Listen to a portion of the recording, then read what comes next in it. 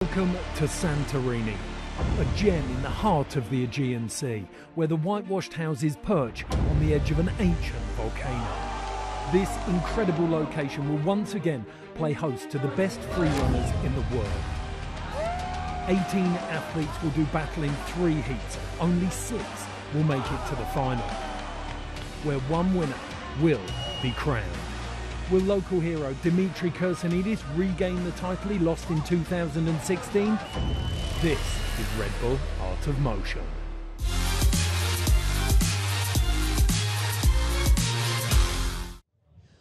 Welcome to the architectural equivalent of a waterfall.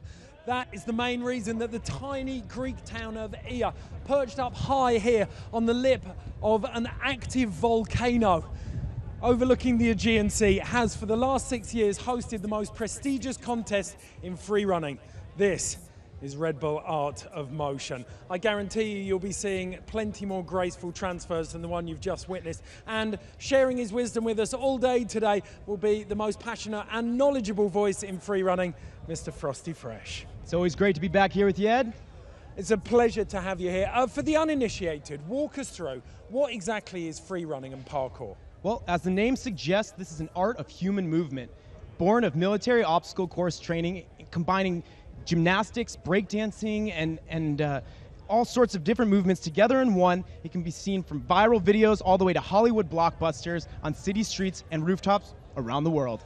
That is pretty much the most concise description I've ever heard of the sport. But why has Santorini become such a hub or a center point for the sport? Well, the Santorini rooftops offer the perfect, pristine, blank white canvas for these freerunners to absolutely destroy the iconic white paint job here with their own unique style and skills. Okay, in terms of athlete pedigree, who's here? Without a doubt, we're talking about the cream of the crop. 18 of the best athletes in the world. But on top of that, this has become a freerunning festival almost. A week here of bathing in not only one of the best locations in the world, but for athletes young and old to meet their favorite stars of the sport. Okay, well, we've given you plenty of reasons to watch today, but these are 5 things that you might not know about Red Bull Art of Motion.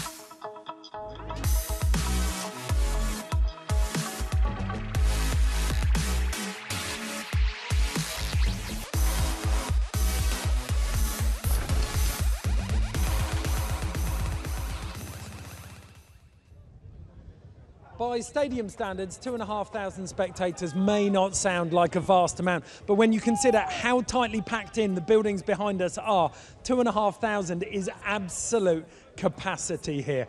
Now, freerunning does walk the line. It's a fine line between art and sport, and today is competitive, but it's not a race. It's not against the clock. This is subjective, and it will be judged. Walk us through the format, Frosty. Well, these incredible 18 athletes here are going to be divided into 3 different heats, each with 6 athletes. Now, from those heats, only 2 athletes could move on into the final 6. Each of those starting heats, though, could be considered a world-class final in and of themselves. But at the end of the day, there can only be one Art of Motion champion. Well, technically there's 2, because there's a male and a female champion. Right, plus, we'll be giving away best trick. But the person who comes in here, arguably with the biggest target on their back, is the defending champion from 2016. Bart van der Linden is with the 3rd member of our team now, Travis Wong. Thanks, guys. I'm so excited to be back here for my 5th year in Santorini. Now, while you guys hold down the booth, I'm going to work on my tan down here with the athletes. Joining me now is the 2016 winner, Bart. Welcome back to Santorini. What is it like coming back as this year's defending champion? It feels good, actually. I feel much better than last year. Now, with that being said, have you changed your preparation and focus at all, or are you going to stick to the same game plan as last year? Well, my goal is always to be safe, but I threw a lot of bangers in there, and I feel good about them. They feel safe. If I land everything right, my plan should work. It's funny you said that. I just saw your newly released video, Bangers, come out just recently. Now, did you use that to prepare for the competition at all? Subconsciously, I think I did. I spent 9 days, 6 hours a day on the streets, training, shooting that video, and it prepared me like physically for this competition. Well, it definitely shows. I know you got to prepare. Good luck out there. Hope you can defend your title. Thank you. Thank you, Travis. I mean, Bart looks very, very relaxed there, but there was no pressure on him last year. This year, as we said, he's defending champion. Well, arguably last year was a physically more grueling experience because he actually came in through the on-site qualifier and battled his way all the way to the finals. This year, I think he's got even more confidence, he's a lot stronger, and I think he's playing it a lot smarter. Okay, from looking at the rest of the field, who's going to push him? Well, there's so many great athletes out there, but I got my eyes on a couple of these American athletes. Number one, it's got to be Joey Adrian. This guy has been crushing competitions worldwide. He packs tons of power into the tiniest frame, which allows him to hit more moves than anybody else in even the tiniest spaces. But fellow U.S. athlete Nate Weston has been back and forth against Joey in competitions all year. I think a friendly little rivalry is building up. Okay, take a look at the women then. Who do you see doing well there? Well, of course, you got to look out for veteran athlete Pamela Forrester from Austria. She's been in more Red Bull Art of Motions than any other female. Unfortunately, our top online finisher, Sydney Olsen from Los Angeles, had to drop out in the last minute, just moments before the competition, due to an injury during her warm-up training. Okay, we have got Alexandra Shevchenko in there as well, and Pamela and Alexandra drew here for first place in 2013. So there's a real rivalry building up there. But you mentioned the Americans. There's also the small case of the local favourite, Dimitri Kirsanidis, a.k.a. DK. He won here in 2014 and 2015. Travis is with him now. What's up, DK? It's your fourth Art of Motion, but most importantly, we're here in your backyard of Greece. What's it like to be home? Well, everybody expects things from me, and everyone from Greece, as you can see and hear, they're shouting out DK, DK. So that makes me feel good. At the same time, it makes me feel nervous because everybody expects things from me, as I said before, and I'm just trying to do my best, representing Greece, representing my sponsors, Tempest, Red Bull, represent God, I represent all my people who are here for me, and I hope to do my best. Now, you're a two-time champion of this event. What is it going to take for you to get on the podium this year? Well, this year, everything is at least 10 times way harder. So I've prepared some originality moves. Hopefully they will work out, and I hope I will do my best. I will be healthy. That's my goal actually for every year. Be healthy first of all, then whatever happens, happens. I'm going to do my best. All right, well, I'm going to let you go get ready. The crowd is cheering your name and chanting. Best of luck to you, DK. Can't wait to see you on the course. Thank you, Travis. Bye. Thank you, Travis. Thank you, DK. Undoubtedly, DK was smarting. He really was hurting, having been knocked out in the heats last year, and that's motivated him this year, hasn't it? Oh, absolutely. And like you heard DK say, not only does he put a lot of pressure on himself as an expert competitor, but also he feels the weight of all of Greece. He's brought this sport into the mainstream there. People love him, and they want to see him do well, and he wants to bring home another title for them. Well, you could hear the crowd chanting the moment he came in. You can hear the hoots, the whistles, and the cheers up behind us. He set himself the goal in January of coming in first on the online qualifiers, and he did that seemingly with ease. Oh, without a doubt, one of the best online submissions we have ever seen in the Red Bull Art of Motion. He brought everything the judges wanted to see and more, combining styles from his own movements, from breakdancing, even adding in things from skateboarding. This guy's pulling inspiration from everywhere because he wants to win. Okay, we've talked a little bit about it, but there's a carefully orchestrated qualification process here. Let's take a closer look at it. So, arguably the most standard way to get in is if you make it into the top 6 in the previous year. Not quite as easy as it sounds, though. No, but that's where you see a lot of the veteran athletes showing their skills and making sure that they know how to act like a pro here on the course and get through every time. Okay, so if you make it into the top 6 in the previous year, then you will automatically qualify. The next way to get in is through the online qualifiers. These are video submissions. Yeah, an absolute battlefield too, because we get hundreds of submissions every year. Athletes get a year to prepare too, and they can film in any spot around the world, anything they want, and show off their skills. But the hardest way has got to be in the on-site qualifier. Now, I had a chance to check it out this year. 109 athletes from around the world absolutely destroying the course here in Santorini. It was amazing to watch. They've got 10-minute jam sessions, so it's a lot of time, but there's also 10 athletes on the course at a time. So if you want the judges to notice you, you got to shine with some unique moves. Well, you called it a battlefield in the online qualifiers. This is a war, isn't it? We lost some big names here. Yeah, going down from 109 to 5 athletes, you're losing people like Pasha Petkins, a 2-time Art of Motion Santorini winner, didn't even make it through. If that doesn't show you how high the level of competition here is this year, I don't know what could. Okay, well, the one thing this qualification ensures us is that we have, pound for pound, the best 18 free runners in the world ready to go when the Art of Motion 2017 kicks off. Okay, well, the athletes are undoubtedly stars of the show, but the real superstar is this course. Talk us through it, Frosty. What makes it so special? What choices do the athletes have? Well, I think one thing you're really going to want to pay attention to is the start of the course. It offers a couple different routes that they can take. If they go along this left side, they're going through the more densely populated, lots of technical areas, going to hit a lot of moves, but it could be more difficult to get that flow as opposed to going down the right side where you can show some of those bigger tricks, some of the bigger moves in the more open areas. But I think you're going to see a lot of athletes hitting this bar section right in the middle of the course. It's actually the only artificial piece that we've added to the already stunning terrain here in Santorini.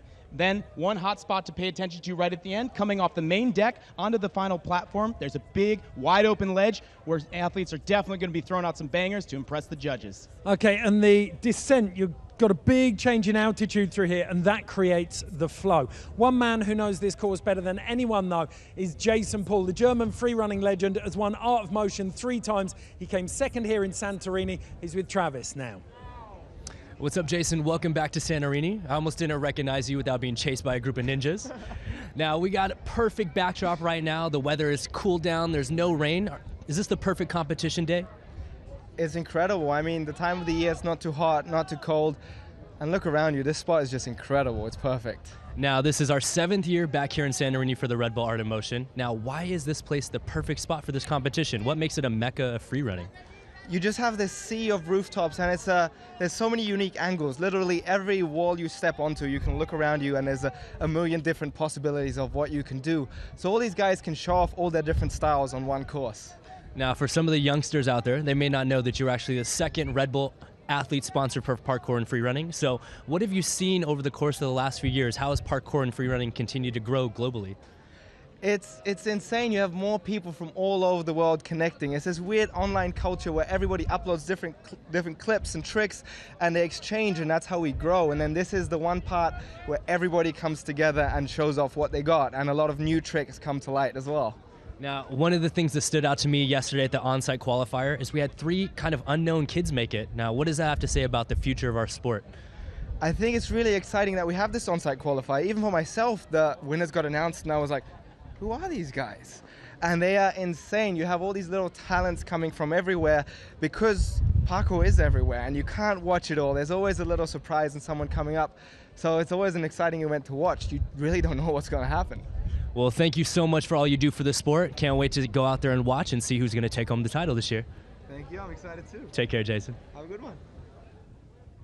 Well, you heard it there from the horse's mouth. Jason Paul telling us that there's plenty of surprises. Apologies as well, we've got a little bit of wind coming off the Aegean Sea. It just is bona fide coastal broadcasting. But Frosty, I'm going to ask you to put your reputation on the line, and it's not an inconsiderable one. Who do you think's going to... First I need a podium, and then I want a winner's choice. Okay, well, if I was going to look at top 3, of course I got to put last year's champion Bart van der Linden back up there. He seems more ready than ever. But DK has that fire in his eyes, and I think he's going to bring it hard. And you can't count out Joey Adrian. The man has been on a mission all year, and he's definitely got what it takes. Okay. But if I had to pick a champion this year, I'm going to say returning champion Bart van der Linden back on top once again. Okay, that's what Frosty thinks. If you want to join in the conversation, you can on Twitter using the hashtag Red Bull Art of Motion. If you pick a winner before the final start, then you can win swag. No shortage of it. The event's about to get underway. We'll see you there.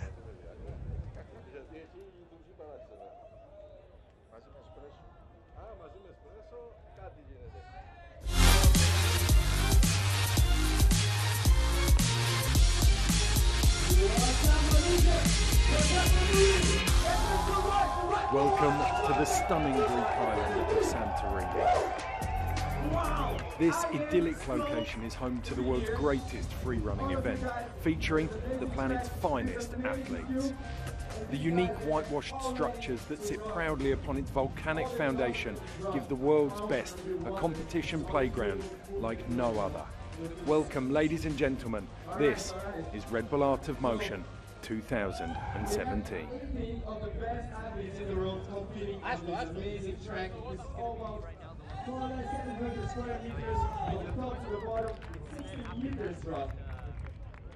Just on the tape. The top athletes in the world And the shade. Wow. Okay, we got... Are you guys ready?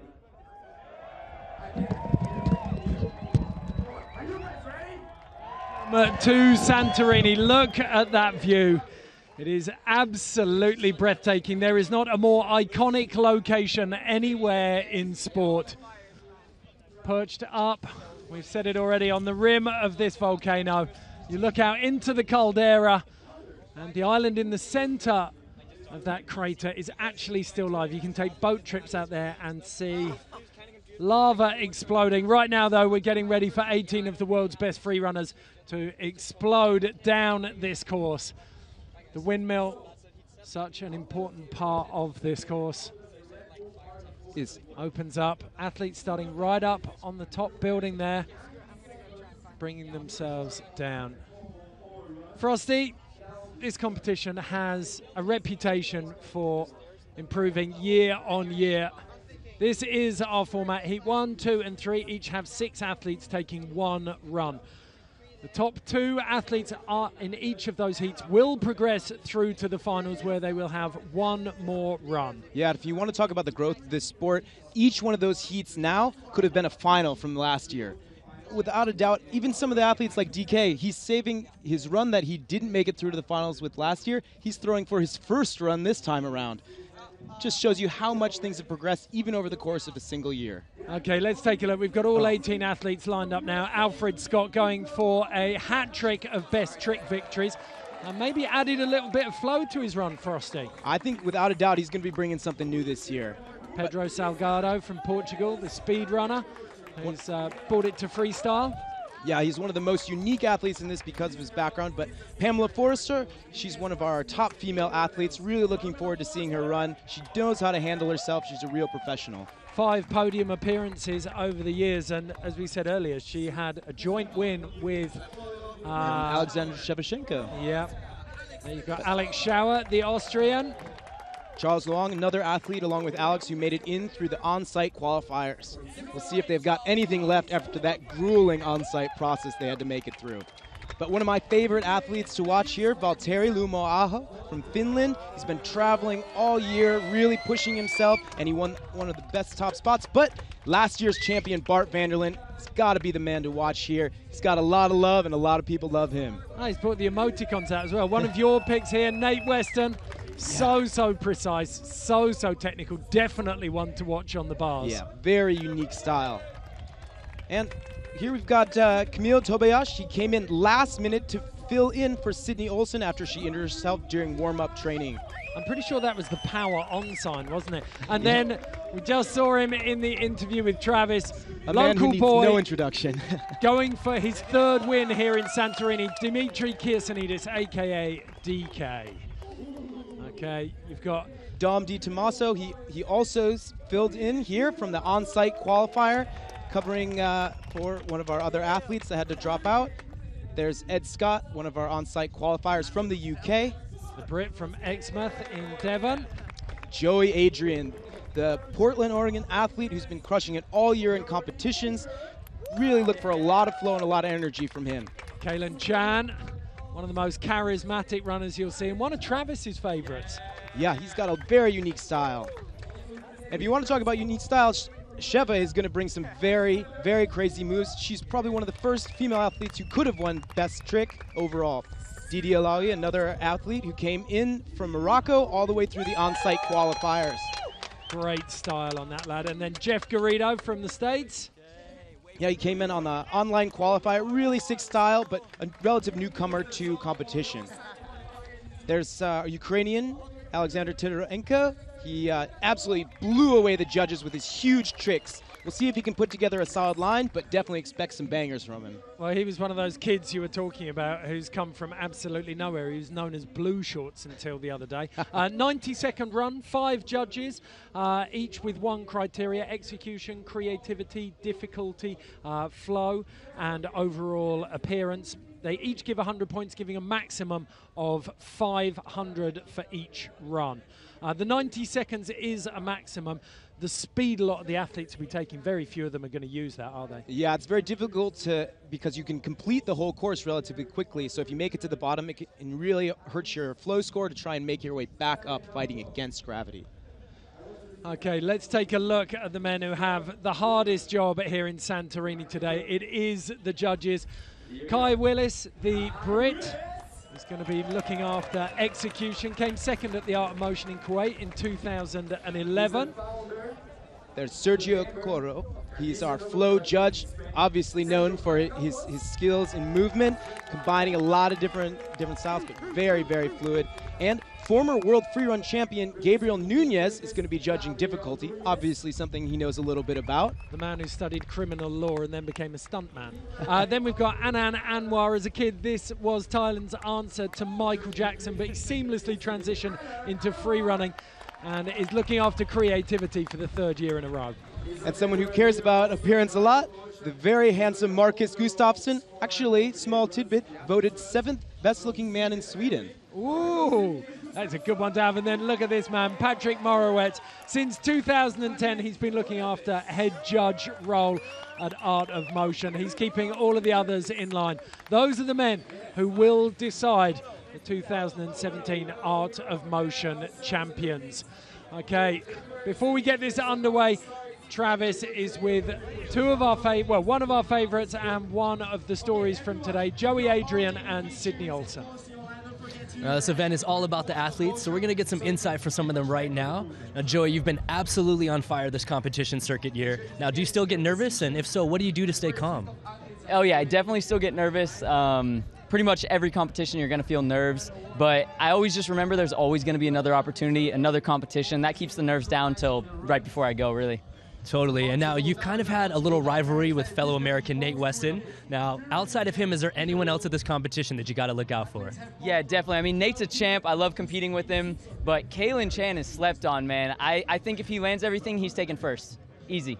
Totally, man. Well, I know you got to get ready. Good luck out there. We'll see you on the course. Now, unfortunately, one of the people he won't have to deal with and worry about competing against is Sydney. Now, Sydney, what happened out there? So basically, the other day I was warming up. I did a rise full, landed on a mat. Somehow, because I don't remember it, I took a step back and just fell straight on my head from like 5 feet, straight on concrete. Well, you look great considering that happened. Now, I have a question since you're not in the competition. What is it going to take for a female athlete in order to make it to the finals this year? Just like any competitor in the competition, they're going to have to throw down the best that they can and land everything and be super clean. Awesome. Well, we're sad you're not out there this year. Hopefully you'll heal up, and we'll see you on the course next year. Thank you so much. Take care. Really, really disappointing not to see Sydney Olsen in there, but this is our first heat start list. Alfred Scott, that man going for the best trick, hat trick. Pedro Salgado, Pamela Forster, Alex Schauer, Charles Luong, and Valtteri Luoma Aho. Pretty stacked heat to kick off. Yeah, I mean, there's no easy heats in this, but this is definitely a fire heat, and Alfred Scott's in that really difficult position, having to go first. I do not envy this man right here, but if anyone can bring the fire from the get-go, it's Alfred Scott.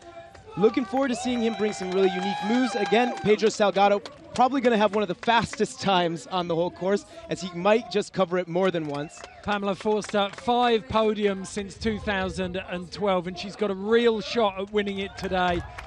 Then we've got Alex Schauer. Fellow Austrian here, who qualified on site. Look for a ton of power and really clean precision. Okay, then we've got Charles Luong from just outside Neuchâtel in Switzerland. He's desperate to make an impression here. First showing at Art of Motion. Valtteri, of course, with one of the weirdest styles in this competition right now. Look for some really clean twisting moves from him, but also some unexpected things, really playing to the creativity of the course itself. Okay, we have now arrived at that time. You can see the flag up there is horizontal. Is the wind going to play a part in any of the moves we see here today, Frosty? Absolutely. It's those, even the tiniest differences can make a huge change in how an athlete moves. If you really pay attention, some of these landings are within a fraction of an inch. So if they aren't exactly precise, if anything throws them off, it can totally destroy their run. So luckily, we have a lot of really talented athletes who are all professionals that know how to handle themselves. Okay, the 24-year-old out of Boston, Alfred Scott, preparing to get this underway. He's known for his really big moves. Be interesting to see whether he adds some flow into his run this year.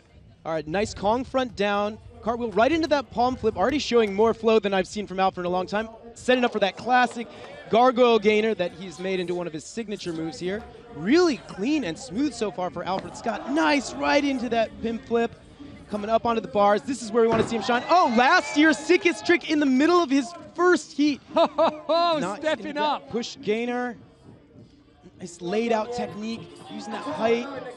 Very clean moves from Alfred so far. Coming up, dash over Kong and Webster down, and a wall flip off that ledge to finish it. Well, Alfred Scott. Well, no shortage of big banging tricks in there, but the big question is, has he added the flow? And it was so amazing to see Alfred taking one of the moves that won sickest trick last year and throw it in the middle of his first run. But here, this first section, you can see Alfred definitely trained that a lot, bringing in some of his signature moves, but really sticking them together. And I think this is an opportunity with stuff like that pin flip and casting up into that Kong gainer over the bar. You can see how he can put high-level moves into a run. That just shows the confidence that he has. And he's a really tall piece of timber, isn't he? So yeah, he has to really work for the initiation of those rotations. Yeah, 6'2". He stands above almost all the other athletes on this course. He's really able to put together a solid line. Many props to Alfred Scott, putting all the haters to shame who said he couldn't put together a good flow line. We'll see how the judges think about it, though. Yeah, this is the hardest decision. The judges have got to put out a rangefinder, and they don't know yet just how good that run is. First run of the day, it's one of the hardest positions to take. But if we think about it, a 75%, which would be a rangefinder for most judges, would be around 400, and he's coming just under that. Yeah, 377 puts him in first place so far. Celebrates with a backflip. Of course, making it all look easy. Okay, so Alfred Scott setting the standard. First man in the first heat of the 2017 Art of Motion. Next in, Pedro Salgado. He made a huge splash with his first trick in 2016, used a wall smash off the top of this building into the windmill.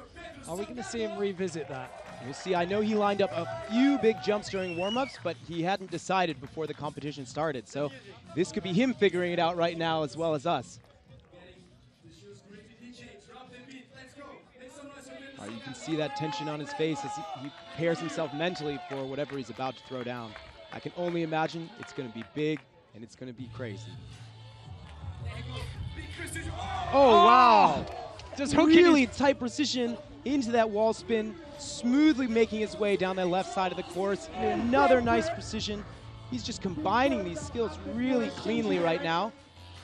Making his way back up. He's moved all the way down and then 3/4 of the way back up the course. Wow, front catch right into the outward side, off the bar.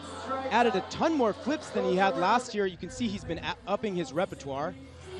Massive precision over that big drop. So plenty of transfers, some huge moves, and combined with the speed and flow. And taking a seat and calling it. So I reckon one of the, for me, in the last 2 years that I've been here, one of the most unorthodox lines. He was looking for some really new routes through there. Well, like we said before, Pedro comes from a speed background, so he's really looking to use that that foot speed to get him onto some of those bigger jumps. But look at how he uses that precision. He actually couldn't even stick that landing if he wanted to. He had to go for that next move. That ups the level of difficulty just because it makes it so much more dangerous. But look at him landing on those 2-inch rails and going all the way over. Probably going to ding him a little bit for that, but overall, I think he was super clean in a lot of his movement, as we've come to expect from Pedro. And a lot of those technical transitions making his way across the course, the judges are going to love this. So it's going to be an interesting transition for the, well, interesting comparison for the judges, because you've got two of the most contrasting styles already that we've seen. They could not be any more different. But it's interesting to see how Alfred added a little bit more of that flow you might expect from Pedro, and Pedro adding a lot more of the more unique flips into his run that he didn't have last year. But still, one covering, you could argue that Salgado covered nearly double the distance of Alfred Scott. Oh, without a doubt. Covering that course makes it way harder because it's just wearing you down, especially when you're going back up, fighting against gravity. Well, 5th place in 2016, you could argue that Pedro Salgado had almost worn himself out by finals. Yeah, and a little known fact, he actually had to slip up during his run because a cameraman was in front of him, and so he ended up running again, which means that he ran more than anybody else. That's right, and now that's reminding me why he looked so tired. I had a vision of him then in the finals looking absolutely exhausted. So you can see the crowd filling in here. There isn't a square inch of space. Patrick Morouet doing his job there, overlooking. He gets each of the judges' scores fed in. 397, a full 20 points ahead of Alfred Scott. So the judges clearly liking that style. Adding in more movements offers opportunities to make mistakes, but it can also build up your flow score over time, and you don't have to necessarily hit as many hard moves. As long as you have a couple of those laid in there, you can rely on that execution and flow score. Okay, first of our females came through the online qualifiers where you get 3 women and 4 men. Pamela Forster from Austria, one of the most experienced art of motion competitors out there. Very clean back full from Pamela, making her way to one of the awnings. Skipping over the right side of the course, using some of that space to make some nice flow. Ronnie down. Cash Fall coming up onto the bars. Nice move. Oh, nice palm gainer off the bar. So delicate with that.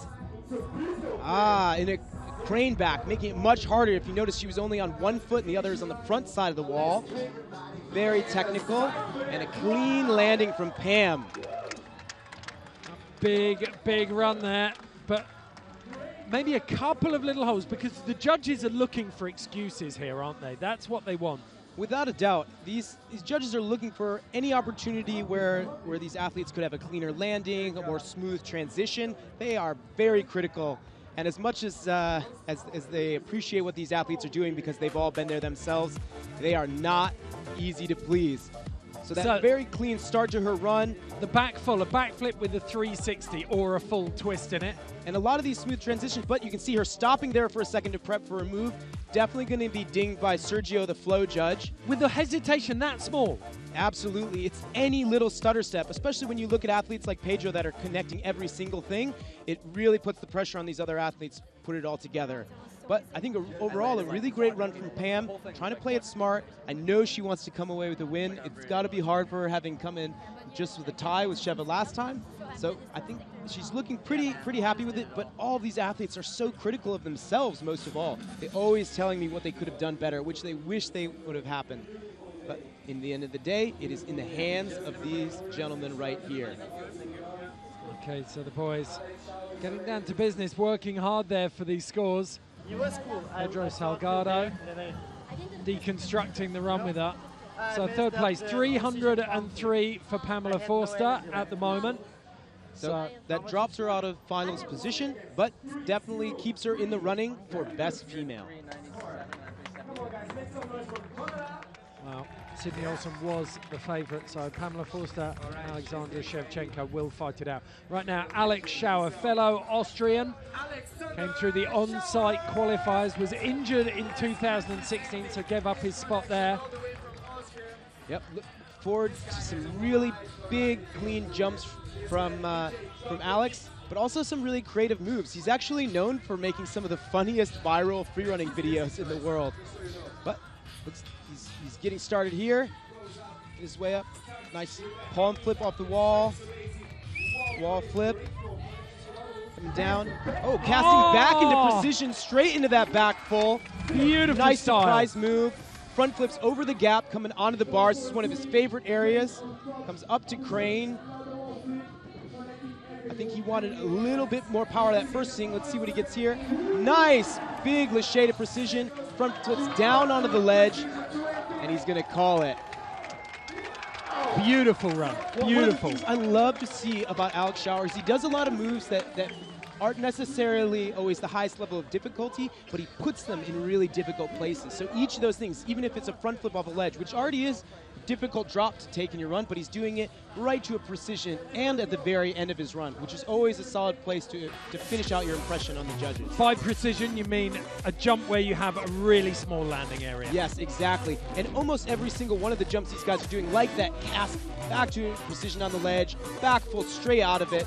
A lot of great flow here.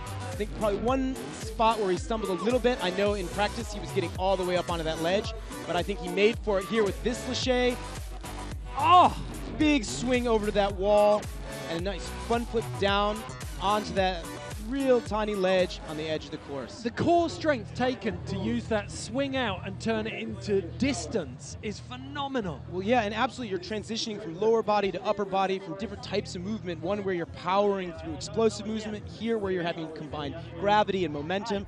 It's just so many different things for you to have to think about all at once, and I think he did a great job of connecting it all. Okay, so Alex Schauer's score is in 308. What does that tell you about what we've seen so far and what the judges are looking for?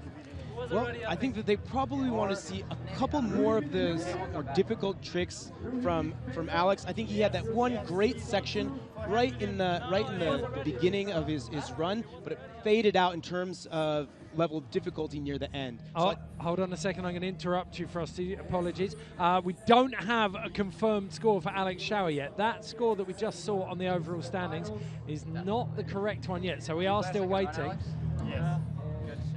So that wasn't your score. Regardless of what the actual score is, I think what the judges have recognized that the level of skill is so high here that you can't just focus on one or two categories to make it through. You have to represent in each one of these categories if you want to make it through to the finals, because that's what everybody's going to be bringing for that final heat. Well, from what I've seen from a layman's perspective so far, you've got Alfred Scott on one side, you've got Pedro on the other in terms of flow and big tricks.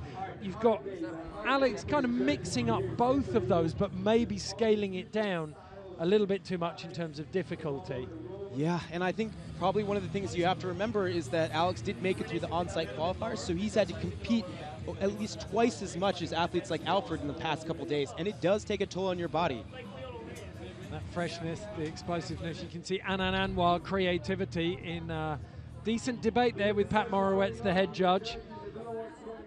Oh, second place. So Alex Schauer moves Alfred Scott down into third. So right now, Pedro Salgado and Alex Schauer are advancing to the finals.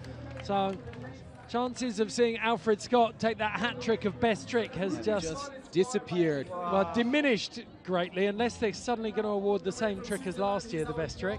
Yeah. But I feel like we've got a lot of athletes that are going to bring some really, really unique moves, so I expect to see something even crazier coming up.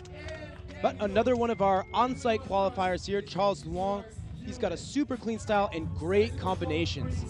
Very clean so far, coming down Kong front over that wall, finding a vault with a flip there, and coming to the far side of the course, a section we haven't seen anyone yet.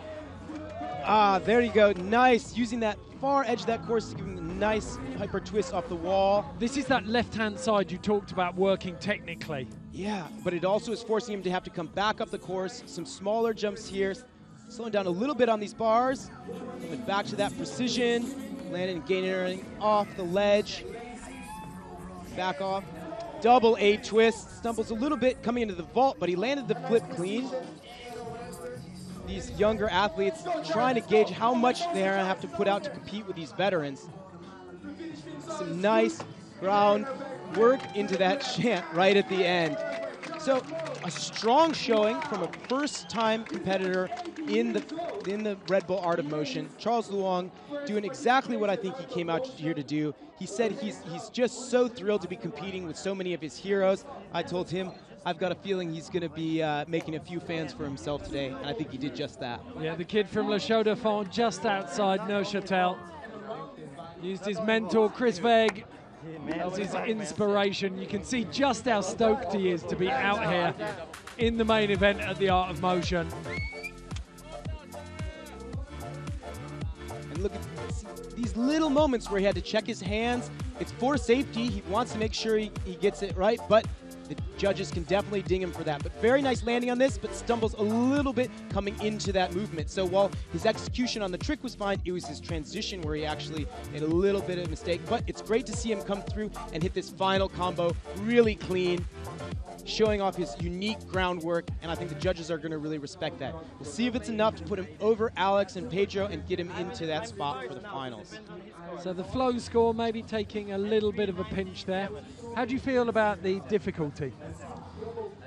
I think he lacked some of those really exciting, unique movements. So while he had a lot of great tricks, while he hit some of those double twists that judges love to see because of the level of difficulty, I think he's lacking in that unique style that's really going to push his creativity, those individual moments that just stand out and shine. You know, when you can't put back to it and say, this was one of the most insane things I've ever seen, it's going to be hard fought to make it in the finals, and that's probably why he's ending up in 4th in this heat. Still a really solid score, but not enough to make it to the finals. Okay, so Charles Duong slots in just behind Alfred Scott and just ahead of Pamela Forster, which leaves our 6th and final runner in Heat 1 of the 2017 Red Bull Art of Motion. It's the Finn Valtteri Luoma-Aho. Without a doubt, one of my favorite athletes to watch in videos. Not only is he combining his unique, almost strange, crazy style on really specialized parts of the courses, he also brings some of the highest level of difficulty moves. So there, straight away with that gainer side, coming over the walls, into a pin flip, onto the curved top of that roof, making it even harder. Like seeing him, wow! Going for that touchdown double frisbee. Carting into a flip off the wall. Just so amazing to see in the middle of the run so smoothly. Each of these techniques just hitting it. You could see that look on his face, and that double H was stomping out and calling it. Wow, I almost started clapping then and then remembered I'm the commentator. What I love about that run is the stoke you see on his face. He's enjoying himself, like laughing through the run. Well, it's a move that we just saw him hit for the first time in a video not too long ago, so bringing it into competition and adding it so fluidly into his run. There wasn't a big setup. It gives it that extra element of surprise that just makes that wow factor even stronger as he stomps the landing and continues it out. So here, a great start, hitting that grab on that inside, and then that touchdown frisbee, so nice. You could see the joy on his face knowing he just hit the hard and smoothest run, but he wasn't done. He still stomped out double A-twist, making it look easy. What's a high-level move for a lot of other people is just a finishing move for Valtteri. And you know what I love to see is as soon as he stomped that, I know he had other options for the end, but he called it because he knew that was a smart place to finish it. And this being only his 2nd time in the Red Bull Art of Motion, I love seeing that pro-level expertise on how to play a course strategically. Yeah, it's strategy, isn't it? Yeah, but is that going to hurt him at all? Are the judges going to say, well, why didn't you make it the last 4 meters into that finish deck? Well, luckily he's been on tour with a couple of these guys, like Anan Anwar, our creativity judge, and Jason Paul and Pasha, these veterans of the competition. So I feel like they've been giving him a lot of insight into what they're looking for and how to maximize your score. And it's always going to be better to land a banger trick and finish it on that rather than try to add something little at the end. Yeah, exploded the finish. 389. Valtteri Luoma-Aho knocks Pedro Salgado out of the 2nd spot. I think... or did he knock Alex Schauer out? Yeah, he's knocked Schauer out, hasn't he? Yep, so it's going to be Pedro Salgado and Valtteri in the finals. Wow. Well, let's get confirmation of those results, because right now we're doing that on early maths. So Pedro Salgado, 397 for that fast flowing run. Valtteri Luoma-Aho comes in and steals the show with the 6th and final run. Alex Schauer, Alfred Scott, Charles Luong and Pamela Forster all disappointed. Okay, down to Travis now. Who's with you, Trav? I'm down here with the round 1 finalist, Pedro Salgado. You absolutely killed it on the course. Now, how are you able to pace yourself? Are you really conditioned or did you take your time? I take my time and condition a lot, but I didn't really did everything I planned. Like the last bit, I wanted to kind of pound flip in the end of the precision, but ends up that was good enough anyway. Now, you can't give away everything, but I did see you eyeing a big jump later. Do you have anything special to say for the second round? Let's see if my legs can take it. Sounds good, man. Well, congratulations. We'll let you go get ready for the next round. Kill it on the course. Thank you for the support. Okay. So there you see. So this is our first heat winner, Pedro Salgado's run. And it was really, really fast, wasn't it? Yes. I mean, he covered some huge distance. And again, really applying his skills in unique places. So he's sticking that precision onto it and then using that jump to that front swing over the bar to set him up so he didn't have extra swings on his swing outside. And then, of course, that first move, just absolutely insane, and finishing with this nice precision stride. Something tells me he wanted to make that last jump all the way, but he played it out really smooth, and I don't think the judges could fault him on anything. Obviously, it was enough to get him through into that final round, and as Travis said, I know he had eyes on a couple other big jumps. We'll see if he's able to keep that stamina up for the final round. But he's got plenty of time to rest because we still have 2 more heats to go. Okay, let's take a look at our top 3 from that first heat. Alfred Scott just missing out on the finals, but a fantastic run from the American nonetheless. I wonder if this is going to affect future competitions for Alfred, because I know he was really working to put together more flow in this run rather than hit some of the even bigger moves that I know he had saved up for that final round. We'll see if it affects him in the future, but for now, he's got time to enjoy that he just hit last year's sickest trick easy this time around. Pedro Salgado's amazing run here. Again, that jump over to the swing and right into that flip. Low landing, but able to pull it around. That just shows that strength and conditioning and commitment that he's got. Our first female competitor, Pamela Forster. Nice run here. Here's that push gainer she hit really clean off the bar. And that final drop into her side semi down. We'll see if it's enough to put her in that best female spot over Sheva.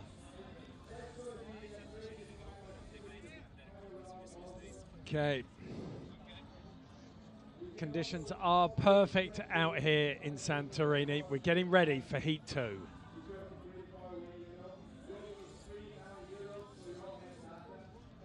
If you're thinking this looks a little bit like CGI, you'd be right. Well, and now you know why so many athletes are being pulled all the time for stunt jobs and movies. And, you know, we're at a time where people have seen what's possible now, things that people never thought they were going to be capable of seeing a human beings actually do without wires and pads. These guys are making it all happen for real-life superheroes. And that's it. A lot of these guys will do the double work for those movies. But what's nice now is they're in a position where they can support themselves as athletes. But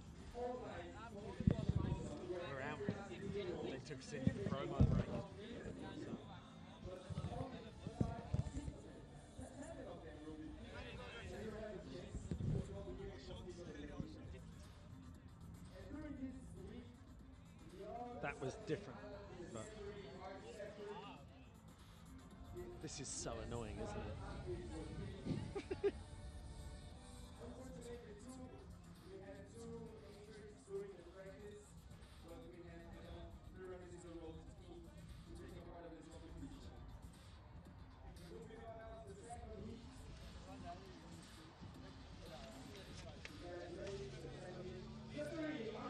Welcome back to Red Bull Art of Motion 2017. Look at this view. If you think you're watching CGI, we can forgive you, but this is real, I promise you. You're looking at the tiny town of Ia, overlooking the caldera or crater of the enormous Santorini volcano. It erupted 4,000 years ago. The Earth was dark for 2 weeks, and there was no summer for 2 years. It is a dramatic setting. And the action is just getting started here. We've had our first heat of 6 athletes. We're about to get the second heat of 6 underway. There are 3 heats. The top 2 from each heat go through to the final. Just 1 90-second run separates them from legendary status in the sport of free running. So is the rest of our athletes. Alex Schauer from Austria. Brilliant run from him, Frosty. Yeah, just barely missing out his chance to make it into the finals, but some really amazing moves. I love that cast back where he pushes off of his waist, not even using his feet, so he's jumping basically just off of his upper body strength, backwards blindly, landing on the ledge, and then doing a back full, so a back with a full twist. You know, these athletes are just taking this level higher and higher every single time. But Valtteri with one of my favorite runs we've seen so far. There you go, in that cart boomerang. So clean, you can see on his face how excited he was to land it. And then making his way down to the bottom of this course with this very clean double aerial twist to finish off his run. Great strategic run from the Finn. And we brushed on the point earlier, but these guys are the real-life superheroes, aren't they? Oh, wait a second. We have got the Heat of Doom coming up. We've got Bart van der Linden in there. We've got Nate Weston. We've got DK, Camille Tobias, the kid. We've got Dominic Di Tommaso. And Ed Scott. There's so much heat coming in this one. I have to say, none of these are going to be easy heats. No one has an easy path to the finals. But if I had to pick one heat to avoid being in, it probably would be this one. It is stacked beyond belief. I mean, this could be your finals right here, without a doubt. Last year's champion, Bart van der Linden, right there. repping Tempest. Nate Weston, U.S. athlete who's been all over the competition scene this year. Camille Tobias coming in at the last minute to fill in for Sydney Olsen. And, of course, local hero DK here to reclaim his title. 2-time champion in Santorini, and Dominic Di Tommaso, who stepped in at the last minute to fill in for one of our online qualifiers who dropped out, and the Britons, Ed Scott, rounding out our second heat. Yeah, as the rookies in there, Tobias and Scott, they're going to have their work cut out with this one. You've got 4 very, very heavy hitters there. Yeah, absolutely. And with one of the things that I think really separates these is the amount of time they've dedicated to training just for this event. DK, I know, has crafted his style specifically for competition. I mean, he came up watching athletes here in his home country absolutely tearing it up from all around the world, and it has inspired him. But first up, we got my man Bart van der Linden, last year's Art of Motion champion, here to defend his title. Nice angled precision, drops down backwards into that back full. Very clean, one of the moves we saw him hit last year. Oh, that 180 jump straight into that plyo gainer. Cork off the tiniest ledge.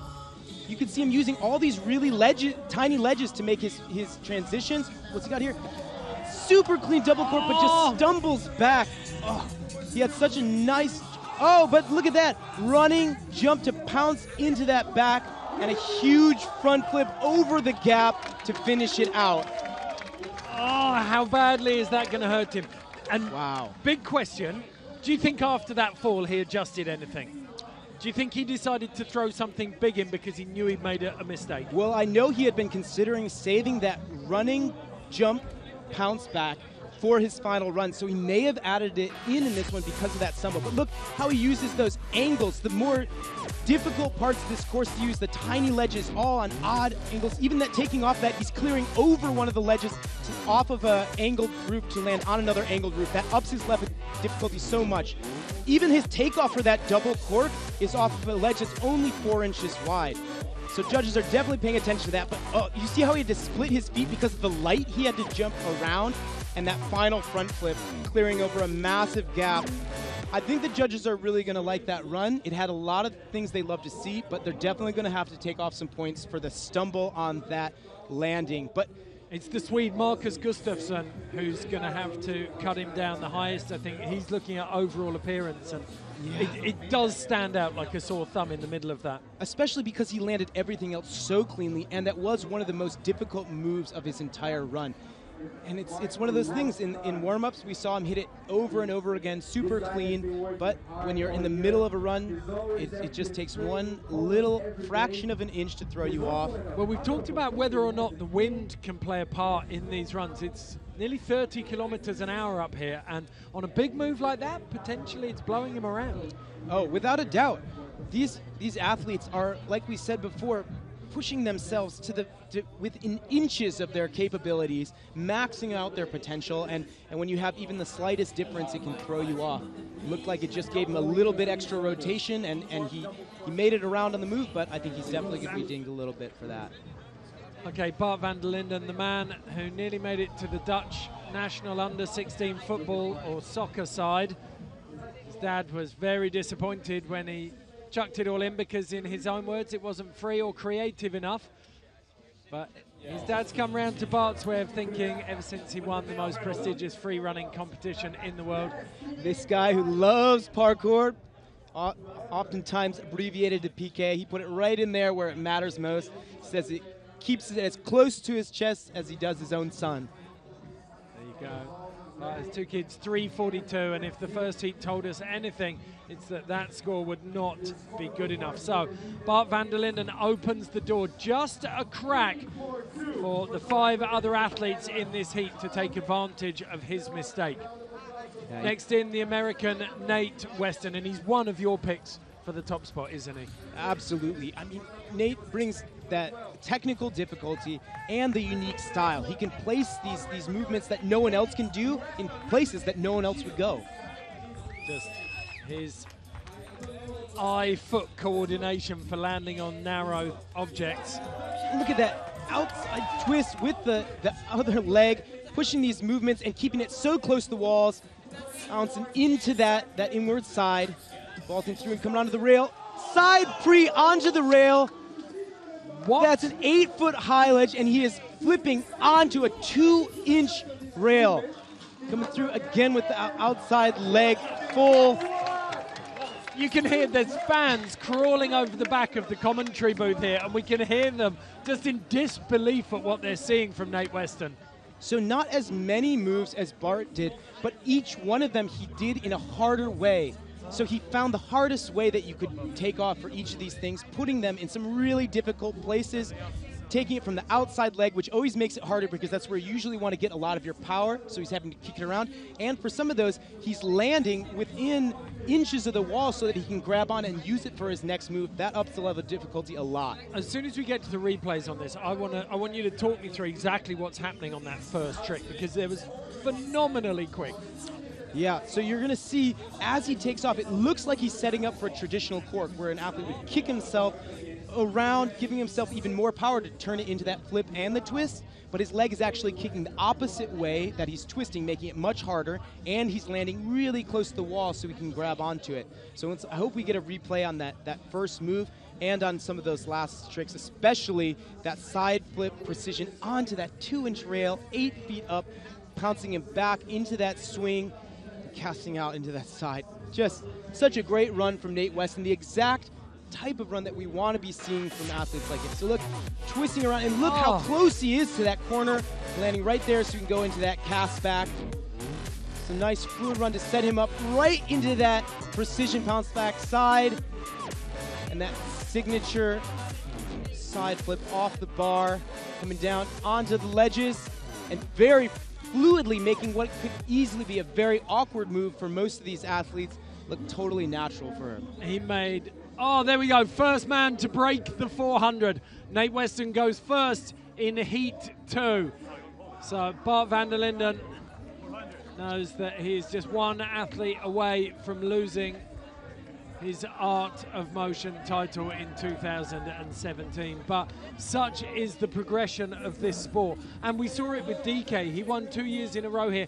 It doesn't take much. You rest on your laurels for a second and this title's gone.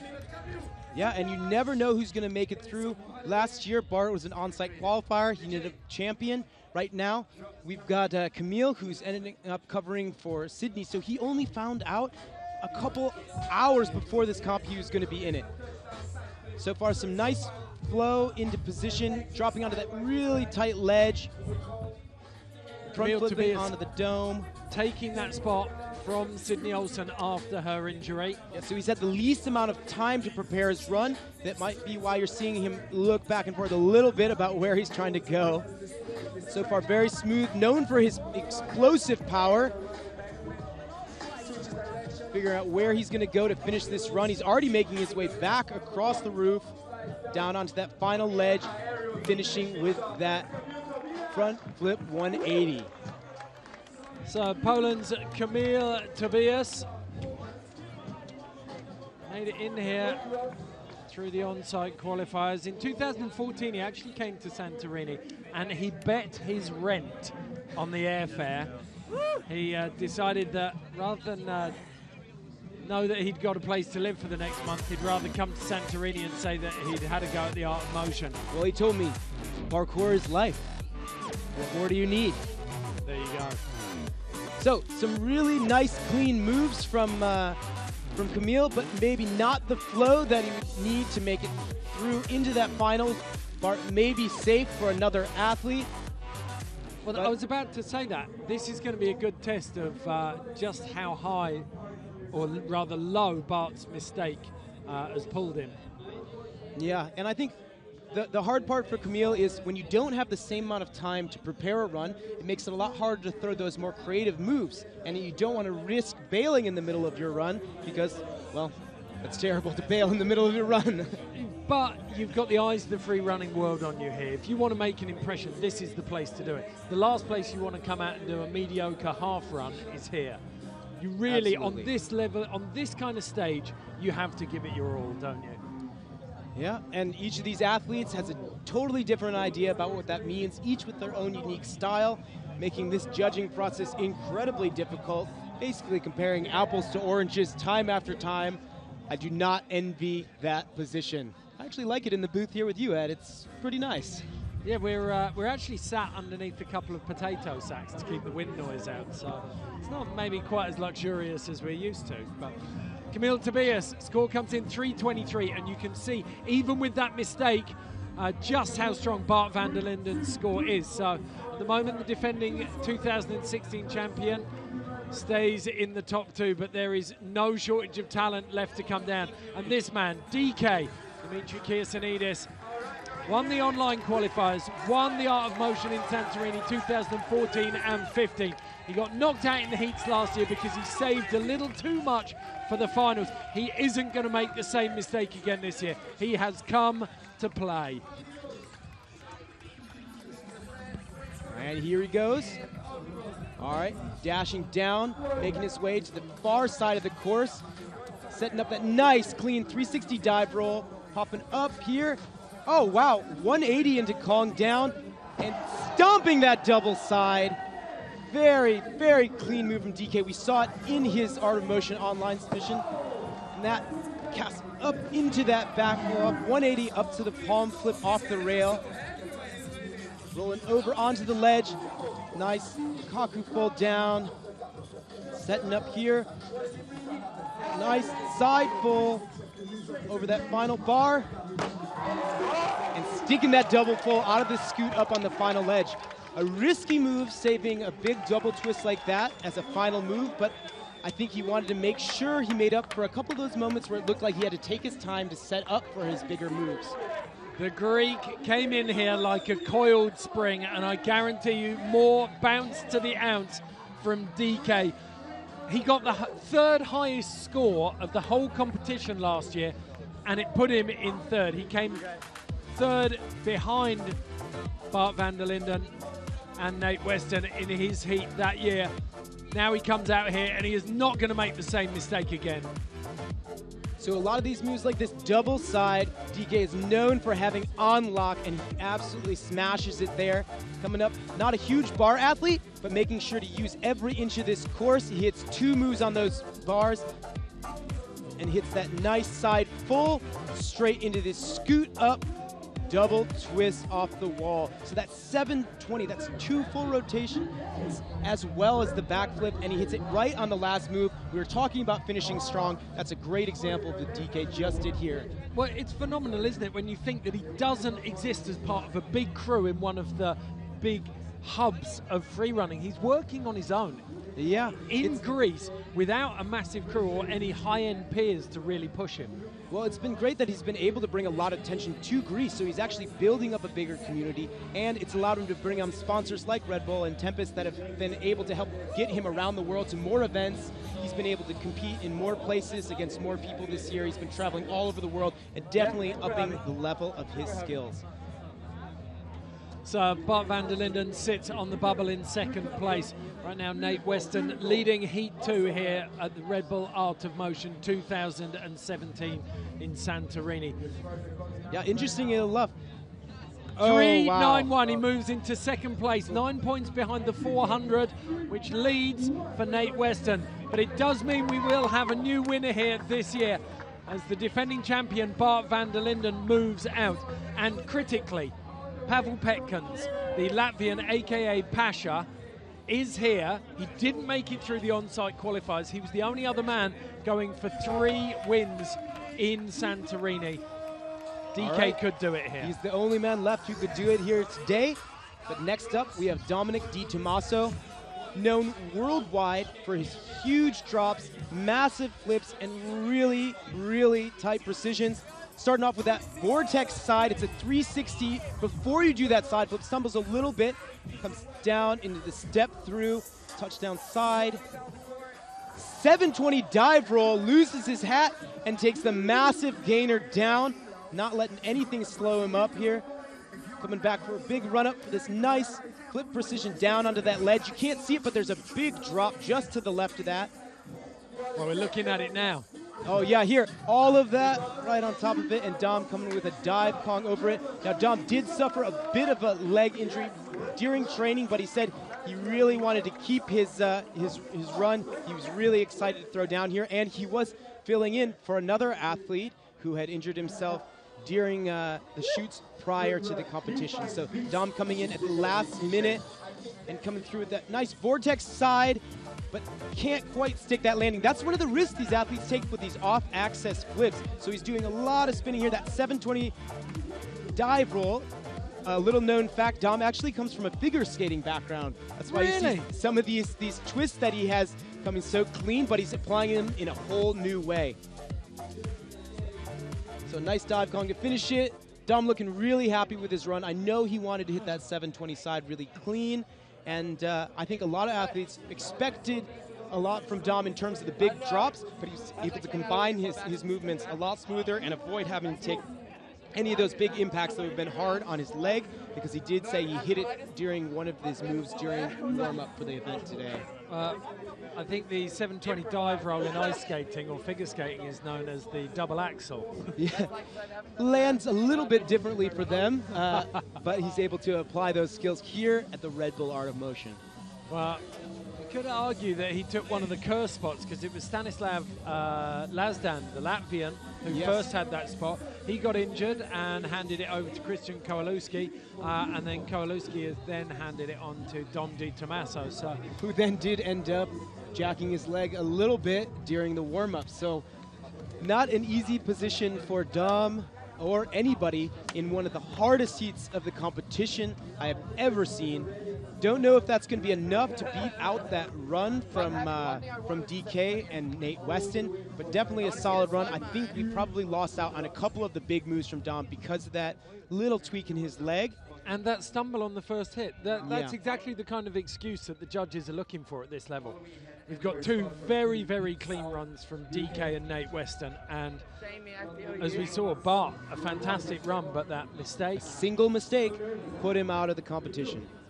You can see him right now thinking about what he's done, what he could have done differently. Not an easy place to be sitting after so many eyes on him, but overall a great run from Bart and the rest of this heat. We still have 1 man left. The UK's Ed Scott. Really looking forward to seeing this newcomer. It's his first time here in Santorini. But first we got to see where Dom ended up after a killer run with that super sick 720 dive roll. Okay, the free running equivalent of Atlas, those shoulders are absolutely huge. He could probably bear the whole of Ia and the crowd on them. But that's what it takes for an athlete to be able to take those impacts, especially when they're going hands first instead of feet first. Yeah.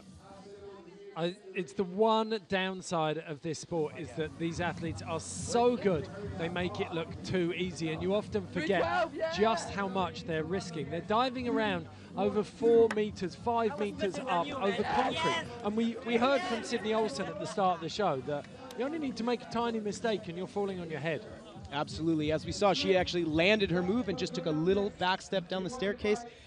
That's all it takes. Sometimes everywhere here on this course can be dangerous. Let's hope this newcomer, Ed Scott, can handle this course in Santorini. So the Brits, who ruled the art of motion in the early days between 2007 and 2011, been absent for a little bit, are now back with Ed Scott. Very nice double full from him, coming down to a worm back off that wall. Again, taking off just from his hands. A little cast off, coming down to a nice tiny precision, stepping through. Getting pretty clean wall flip into a cart side. And then pin flip down onto that platform. Nice little tricking line across the final part and stomping out that double leg cork. Looks like Ed Scott very pleased with himself, hitting every one of the moves I think he wanted to get in there. He was telling me before the competition how nervous he was having to go up amidst so many legends, and of course in one of the hardest heats this competition has ever seen, but getting a lot of love from these other athletes. If anything, that does take a bit of the pressure off you, doesn't it? When you're in a heat of doom like this, where you know that it's going to be a huge fight between 3 of the favourites, you can kind of relax and say, you know what, I'm going to just do my best. Well, you absolutely should have seen his face when they announced his name at the qualifiers. It's one of the best moments. I love when an athlete who thinks they could never in a million years make it through to an event they've seen so many times, and they're getting called out over athletes like Pasha and that they've looked up to for years, and to know that now their level is surpassing the people that they've been inspired by to get here. If that face was one of elation, I'd love to have seen the look on his face when he saw the start list for Heat 2. Oh my gosh. Definitely would have been worthy of a gram. I'm sure somebody snapped it, but for now, I'm looking forward to seeing that score because it's a really clean run. It puts him in 4th place in this heat with 334 points, so not enough to make it through into that final round. That's going to be our DK and Nate Weston. So I would say no surprises, but of course Bart Vanderlinden being popped out. But no matter who came through here, it was going to be a surprise letdown for somebody because each of these athletes could easily be a top contender in the finals.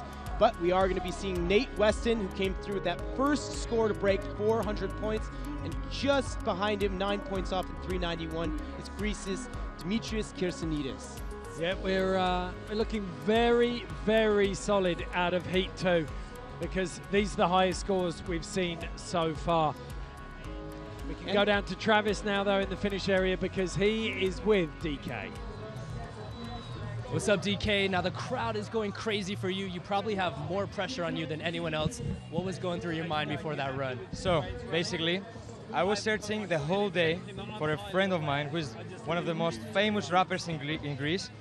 The song that I used was one of his. I was searching for him all the way, and I was like, can't find him anyways. And then 2 seconds before my run, he appears up there, and he's like, DK, go for it. I'm like, yes, listen to the song and go.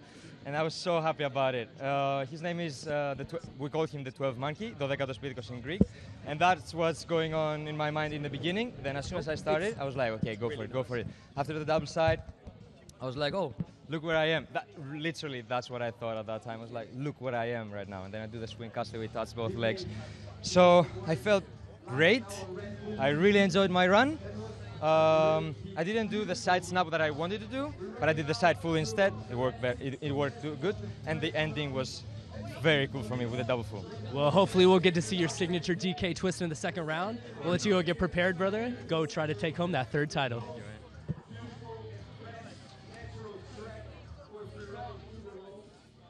So Dimitri Kirsanidis books his place in the finals. Just 2 spots left now, and they will be decided from Heat 3. That's coming up in just a moment.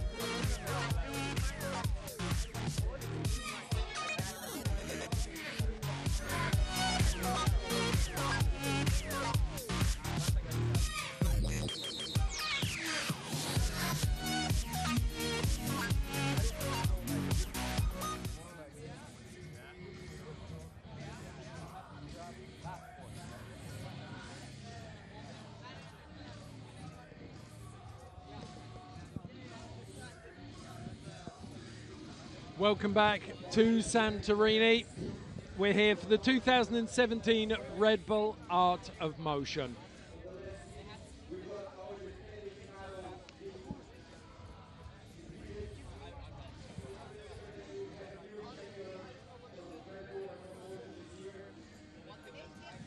Welcome back to Red Bull Art of Motion here in Santorini. We are 2 of 3 heats down, just 6 athletes left to run for 2 spots in the final. This absolutely breathtaking view. We go on about it, but it never gets old. Look at that. What an incredible venue. It looks like CGI, Frosty.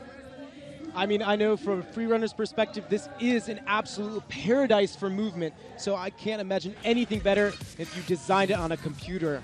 This is everything that a free runner wants to see. And you can see athletes like DK have come up training on this style, of course, and that's probably what gives him a little bit of a home court advantage over the rest of these athletes. Great run from Dominic Di Tommaso. Not quite enough to make it into the finals, but he seems happy overall. Ed Scott, though, probably one of the biggest smiles on his face finishing that run. It's just such a good feeling having hit everything you wanted all the way down to that final move, and not even just landing that cork, but stomping it out with that double leg out, making that signature style shining for all of the fans to see back at home and here in Santorini. Okay, if you've been watching all of the competition so far, you have been getting an idea of the form guide. We've got a Twitter competition underway. Use the hashtag Red Bull Art of Motion and predict your winner. You've got to do it before the finals start, so you've got about another 25 minutes to decide who you think's going to win. If you get it right, you'll be sent all kinds of Art of Motion swag. Hopefully it includes the incredible backpacks from the Amafico project that Pat Morowitz has put together. They are absolutely beautiful. Here is the start list for Heat 3. It includes one of Frosty's favourites for the title, Joey Adrian. Joey Adrian said he thinks everyone is sleeping on Kaylin Chan. Alexandra Shevchenko, the second woman to compete today after Pamela Forster, is in there as well. We've also got Didi Aloui, Alexander Tidorenko, also known as Blue Shorts, and Jeff Garrido. So Joey, Adrian, great things come in small packages. The powerhouse. Yes, and Kaylin Chan, one of the most unique skill sets here. Definitely looking forward to see how he strings it together. And the only woman who could stand between Pamela and that Best Female Award, Sheva. Didi Alaoui, as we talked about before, some of the most style of any of the athletes here. And Jeff Garrido, coming all the way from California with his signature flow and tight tricks, and Mr. Blue Shorts himself of Ukraine, Alexander Tidorenko, who I love dominated. the way he's perfected that Slavic ice stare as well. But we saw a little bit of the friendliness there before that. So we're kind of in seeded order. The first 2 athletes in each heat are the guys who qualified with their positions from the finals last year. 6 athletes come from the finals in 2016. 4 men and 3 women come from the online qualifiers, so video submissions, and they have a year to work on those. And then the last 5 of our 18 finalists come from the on-site qualifiers. 109 athletes are cut down to 5 over the course of 5 days. Joey Adrian, 3rd place in 2016. Can he better it here in 2017? I can see him getting a little bit of grip on his shoes. These big winds have been pushing around a lot of dust, making it a little bit slippery for some of these athletes. Luckily, though, the rain from last night cleared up, and we got a beautiful sunny day for everybody out here on the course. Been watching Joey all year. He just won the North American Parkour Championships in Vancouver with a Kong Gainer Full. The first time that's ever been thrown in competition. Looks like they started his time before he's quite taken off there, but he's going for something big here. Without a doubt. Oh, double side to start things off, right into that worm gainer, and it looks like he palm flips down the stairs. Nice front flip drop, making it look twice as big as it does for everyone else. Does that same move that Nate Weston did, but inside the bar cage, making it even harder, shooing the cameraman out of the way. I think these guys just can't even keep up with how fast Joey's moving through this course. And it's that pike back. Oh, he's not done yet. Comes up for that pop up to that cast back off the wall. The speedy move through the course there. We said it about Pedro Salgado, the highest scorer in Heat 1.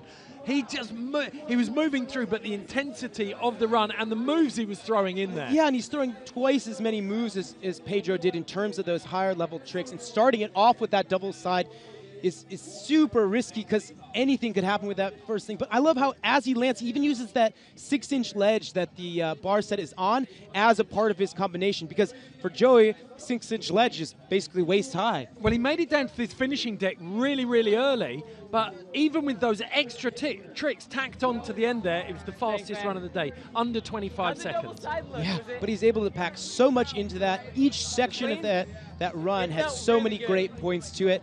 But I think judges are definitely going to be loving that dub side, especially because of the way he pulls it through. It almost turns it into a side into backflip, making that level of difficulty even higher and harder to combine out. But he says he uses it to control his direction, and he's able to flow out of it really smoothly. So, I hope you've got some paracetamol in there, judges. You're about to get a massive headache. That is just the first run of Heat 3 here. So, 373 for Joey Adrian. That's interesting. 27 points off the highest score we've seen so far. So a bit of work to do for Joey. Yeah, I think one of the areas that Joey probably loses the most amount of points is in his creativity.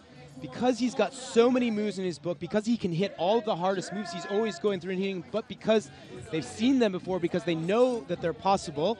Like I said, he did the move that DK did. He did the move that Nate Weston did. He's hit a lot of these things, but they've already seen all of them. So he's probably suffering in that area. Kalen Chan kicks off his run. Kong Gainer, just to start things off. That's one of the hardest moves. And then that palm flip into the drop on that tiny little space. Huge front down. And doing that half raiden into a half dive roll. Really smooth, nice big dive roll over the gap. See what he sets up for here. Nice, using that little half circle into that pimp flip off. Nice wall flip on that really low ledge. Penguin slide to Kong down. Now, that looks quite cheeky, but it's actually very technical because he is sliding face first onto a ledge, and there's another one right in front of him. But it looks like he had a ton of fun with that run. There's the little lip there that you've got to catch and create your momentum out of that, isn't there? But look how clean that Kong Gainer was, landing into that tight little spot, that big front flip down. And this move, showing off those really unique skills that no one else does here. And I love that slide into that little flare and that pimp flip out. For me, this really is perpetual motion. There's no minute hesitation after any move. He knows exactly where he's going. Yeah, and I just love his combination of those unique movements with the really technically difficult ones, and the fact that he did a lot of things that nobody expected. You know, anytime you can surprise the judges or the audience, you're going to get more points. At risk of sounding like a principal or a headmaster, he has a sense of purpose. Oh, without a doubt. I'm wondering if that run is going to be enough to beat out Joey Adrian's score, because he had a ton of creativity, he connected it really well, and for life of me can't see many places where he stumbled at all in that run. Well, you can see spectators making their way up to the competition zone by donkey as the judges once again put their heads together. 381, so 8 points ahead of Joey Adrian, but he's ahead nonetheless. Kalen Chan has a bit of daylight to work with, while Joey Adrian sits in second place and watches the next four very, very talented athletes come down this course to join him. Next in, Alexandra Shevchenko. For your money, performed a trick here 3 years ago that was in the running for best trick. I easily think she has, with her very, very unique style, the ability to come away with something that no other human being could land, which she did a few years ago here in Santorini. Oh, you can see her sliding down the course into place, stumbles a little bit on that step as she sets up to get into place here. But very smooth, nice pin flip off that very tiny ledge. Hopefully we'll get a replay later so you can see how tricky that is. Coming up here into nice worm back off her elbows. Coming through very smooth into this final piece, and a nice cart into aerial to finish it off. So a little bit slower run than we saw Pamela do. She wasn't charging those moves, but the level of difficulty was much higher.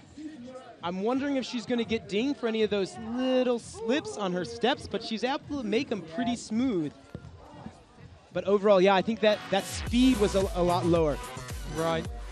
A little less dynamic potentially than Pamela. Yeah, but some very nice combinations. Even if the overall flow wasn't as high, she kept it smooth so she could connect things really well, especially into her higher level difficulty moves like that pimp flip off that tiny ledge. A couple of really nice details in there as well with the slides in the transitions. Yeah, I'm wondering how much of that was planned and how much is just playing to the terrain. So early 2000s, Alexandra was part of the Russian national gymnast team. She phased that out though and decided to go for something a little more free, open and creative in free running, and she's had great success. And she's got a lot of coaching from her friends and her boyfriend Pasha Petkins, Red Bull athlete, who's given her a ton of advice on how to kill at these courses. He's definitely gotten her into great competitive place, so she knows what these judges want to see and how to play to her strengths. So very important scores coming out here for Alexandra Shevchenko, because this will decide the female champion almost certainly. Pamela Forster hasn't made it through to the finals. If memory serves, she was 303 was Pamela's score. So just waiting to see what Alexandra Shevchenko's got. It's got to be tough for these athletes. They have so much fun. They're doing what they love, but there is a lot of pressure on them. And in this moment, it's pressure to want to stay in, but also if you do stay in, knowing that you're going to have to keep going.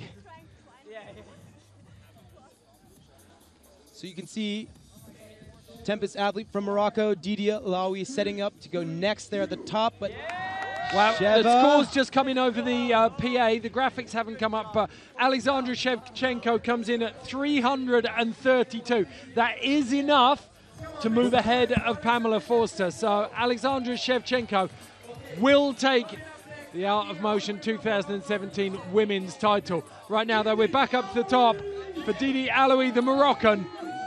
In terms of style, one of your favorites, Frosty? Without a doubt. He's been training in Denmark, working a lot on his gymnastics and dance to connect with his free running background. But he's a huge fan favorite. He gets a lot of love because he's one of the hardest working guys in the sport. Nice inward A-twist coming up, nice style. Kong gainer going down the stairs. It's always hard to tell what he's doing. Hyper twist out of that double fold. That means 2.5 twists into a cork on top of that curved dome.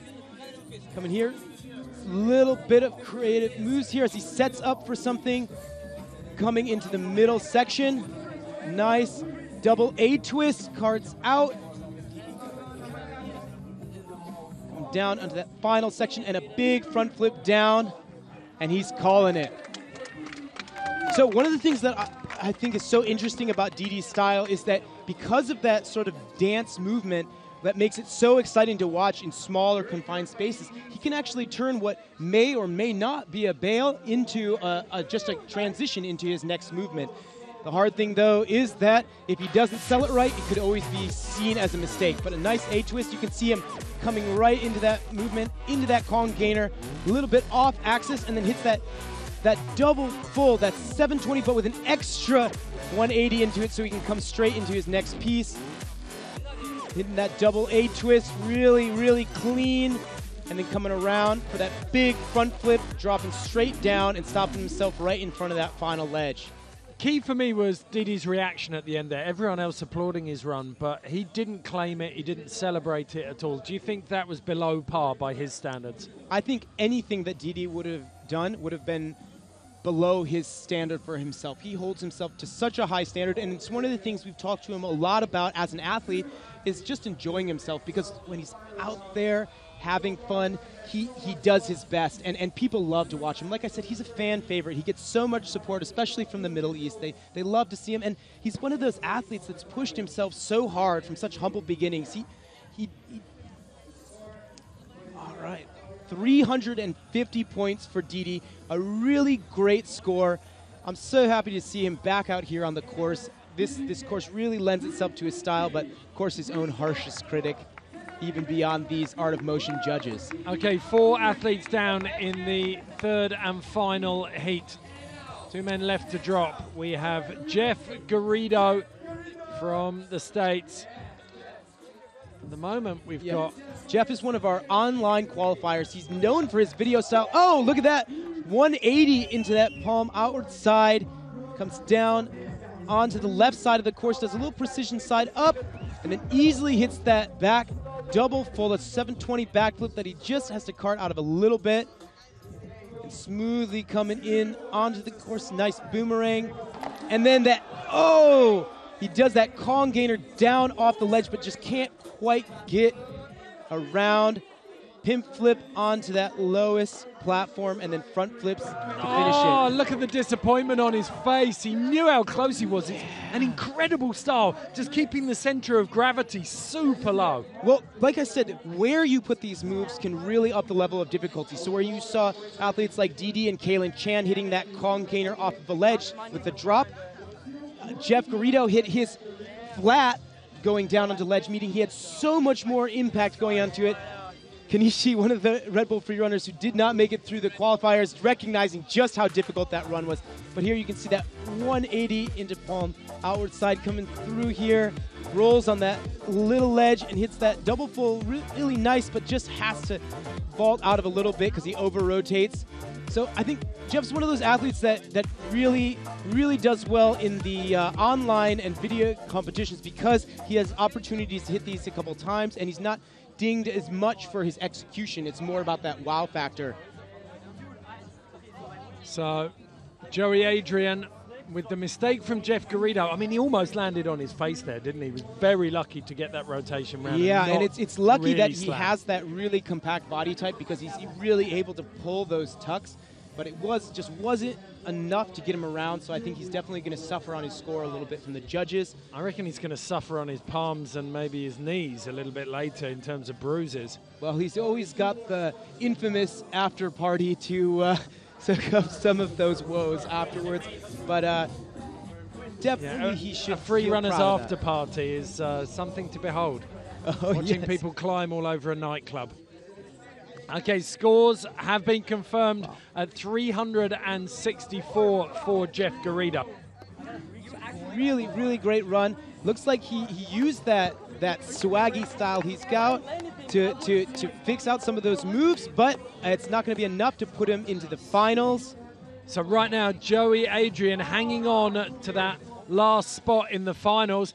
Kaylin Chan is guaranteed his spot with just 1 man left to drop, Alexander Tidorenko. The Ukrainian was known as Blue Shorts the entire of the on-site qualifiers because no one had ever seen him before. He's lining up for something clearing big. The crowd. He's pushing people out of the way, looking for a huge jump. Giant 360 dive roll over the gap. Coming into place here, probably setting up for this nice side, straight into that pounce back out of the side flip. Nice cheek gainer. This is a much more fluid run than we saw. Great dive Kong. Beautiful rhythm over the to gap. it. Who doesn't quite stick that gainer precision, but is able to keep himself moving. Very nice drop down into place and finishing with a side flip into the final section. So we knew he was going to be throwing out some big moves. Nobody anticipated that he was going to be able to put together a line like that, though. So I think he was a lot smarter here than the strategy we saw in his on-site qualifier. But I think he knew if he wanted to make it into the final, he was going to have to connect it. And that beautiful 360 dive roll, he stalled it out, hands by his hips, making it even harder. And then he gets into place here. And I love how he's connecting these moves. So he hits that flip and just pounces straight back in the back flip. And then on those really tiny walls, hitting the dive Kong down. Gainers over the gap. That was one of the moves we saw in his qualifier run. One of the biggest gainers gaps I think I've ever seen in competition. I hadn't actually seen it until we saw the replay there. There was that little domed roof, and he put the precision into the gap between the next wall and the edge of the domed roof. That was really nice. Well, yeah, and I think one of the things that you have to recognize is even when these athletes aren't landing on a rail or a tiny ledge, each of these steps is still incredibly precise because it has to set them up in the perfect position to hit their next move. You can't have a moment out of place. So It's your last chance now. Get on the Twitter competition. Use the hashtag Red Bull Art of Motion and predict your winner. We're about to get the score for Alexander Tidorenko, but you've seen all 18 runners descend. We know at least 5 of the 6 finalists. It's only between Titorenko and Joey Adrian as to who the 6th one will be. But get on Twitter, use the hashtag Red Bull Art of Motion and predict a winner, and you can win all kinds of Art of Motion merch. So 380 for Alexander Tidorenko. He will knock Joey Adrian out of the 2nd spot. The Ukrainian can't actually process this. You can see him. It's me. It's been literally translated to him so that he can even fathom the idea that he's made it into the finals. His first time here at the Red Bull Art of Motion, and now he has made it into the finals. I've got to say, Joey Adrian, very, very gracious in defeat there. Yeah, you know, Joey's funny. He's one of the athletes who really excels in competition, but he's told me over and over he just does not enjoy it. It's so much stress from it. It's so much pressure. I think he really just loves to move, and this has become a great opportunity for him to do it. But I think he's going to enjoy sitting this out and watching his favorite for the finals, Kalen Chan, moving up and going for his chance at the Art of Motion title. Okay, well, the Heat 3 winner, Kalen Chan, is with Travis now. Kalen, it's your 2nd year here at the Art of Motion. Now, did that experience from last year help you at all in the course to make it to the finals again?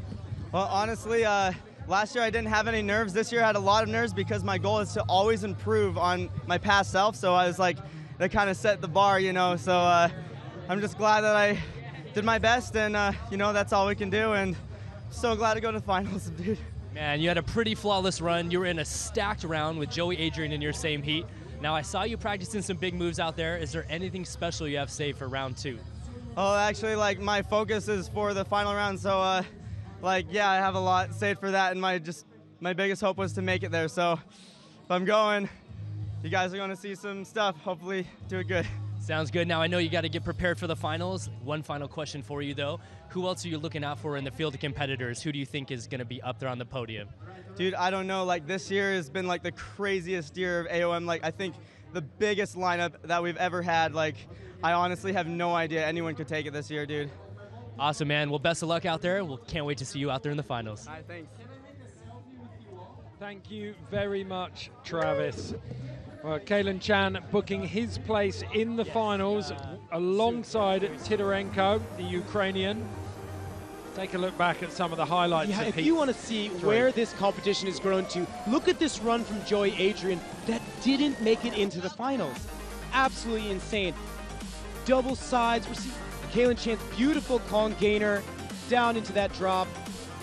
I mean, what an absolutely gorgeous heat in this beautiful sunset over the Aegean. Sheva's solid run. Love that move. Definitely a well-deserved best female for her this time, all on her own, not having to share it. Coming down into that worm back off the wall. Very clean, and then, of course, coming through into that finishing platform. She's already got a smile on her face because she's hit all of her hardest moves. Look at that gymnastics pose just to finish it off. She was super stoked with that. Okay, we have our finalists: Pedro Salgado, Valtteri Luoma-Aho, Nate Weston, DK Chan, and Alexander Tidorenko. We'll see you for the finals in just a second.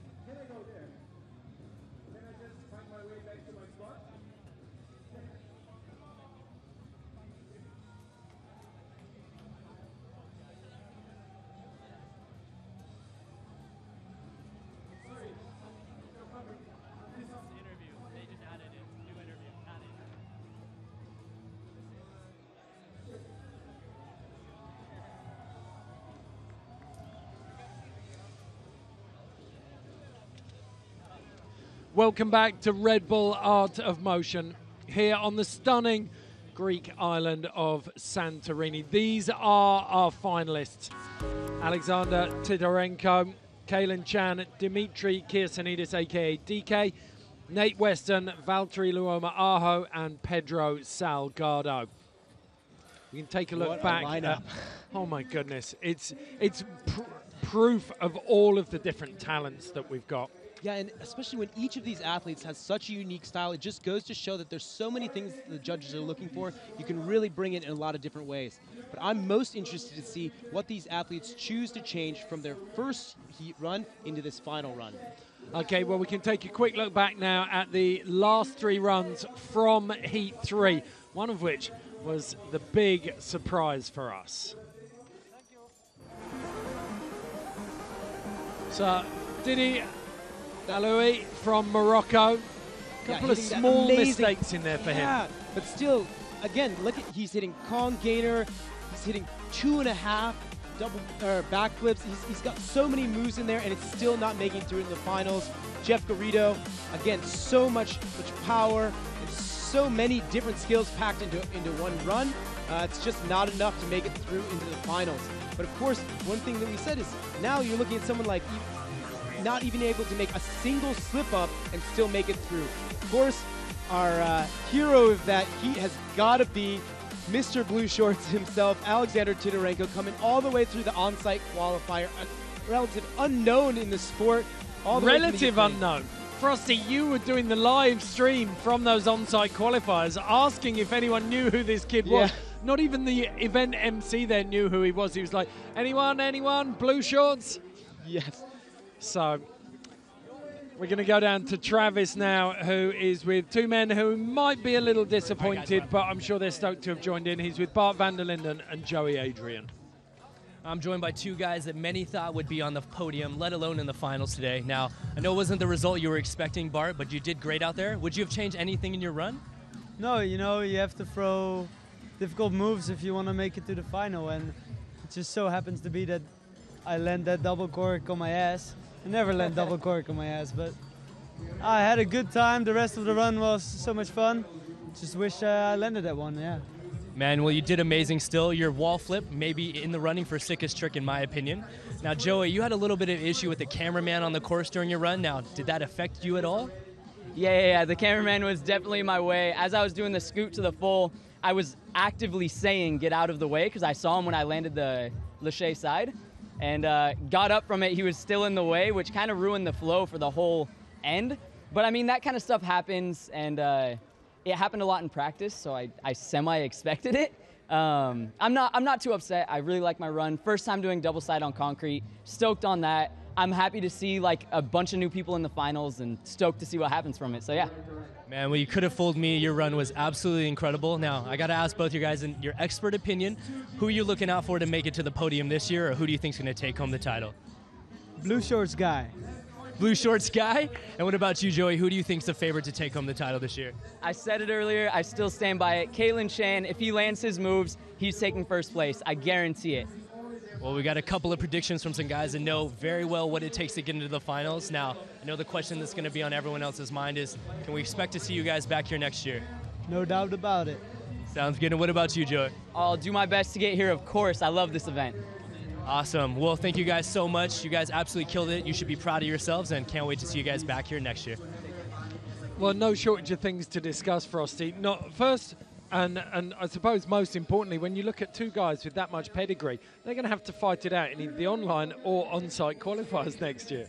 Well, as you know, they're both capable of doing it, as Joey originally came in through online, and Bart has qualified both online and on-site in the past. But it is not going to be easier. Every year it gets harder and harder, and that's why making it through into that final 6 is the maybe not the easiest way to get through, but it's the safest bet. So it's a lot of weight on their shoulders after a lot of people really thinking they were going to do well, myself included. Thanks a lot, guys. But I think if anybody can do it, it's these two veteran athletes. I really expect to see them back here next year. Okay, let's go back and pull apart what they were saying about winners then as well, because we've got Bart calling blue shorts, Alexander Tidorenko, the guy, it's a real fairy tale. The guy's come from nowhere, no one even knew his name at the on-site qualifiers, and all of a sudden he's in the final. He's repeating what Bart van der Linden did last year. Yeah, absolutely, and I think sometimes, like we talked about before, if you are that dark horse, then you can bring something unexpected with every single move you're doing because nobody knows what to look for. Well, you talked about it, the law of diminishing returns, but, I mean, first place qualifier in Heat 2, 400 points, Nate Weston. Neither of them mentioned him. Yeah, I cannot wait to see what Nate has saved for this run. If his first run is anything to say, this is going to be absolutely insane. Okay, let's take a closer look at how each of the heats worked out. We can see our qualifiers from heats 1, 2, and 3 and line them up as finalists. So, from heat 1, we saw Pedro Salgado, the Portuguese, going up against Valtteri Luoma Aho, who managed to take out second place. For me, Pedro Salgado was one of the most dynamic athletes in 2016. He came in here from the on-site qualifiers and he exploded onto the course. He had that huge wall smash from where the guy in the pink shirt stood there onto the windmill. It really opened up, but he's changed his style and morphed this year, hasn't he? Well, I think that Pedro last year came just wanting to show his own style. This year, I've got a feeling he wants to win.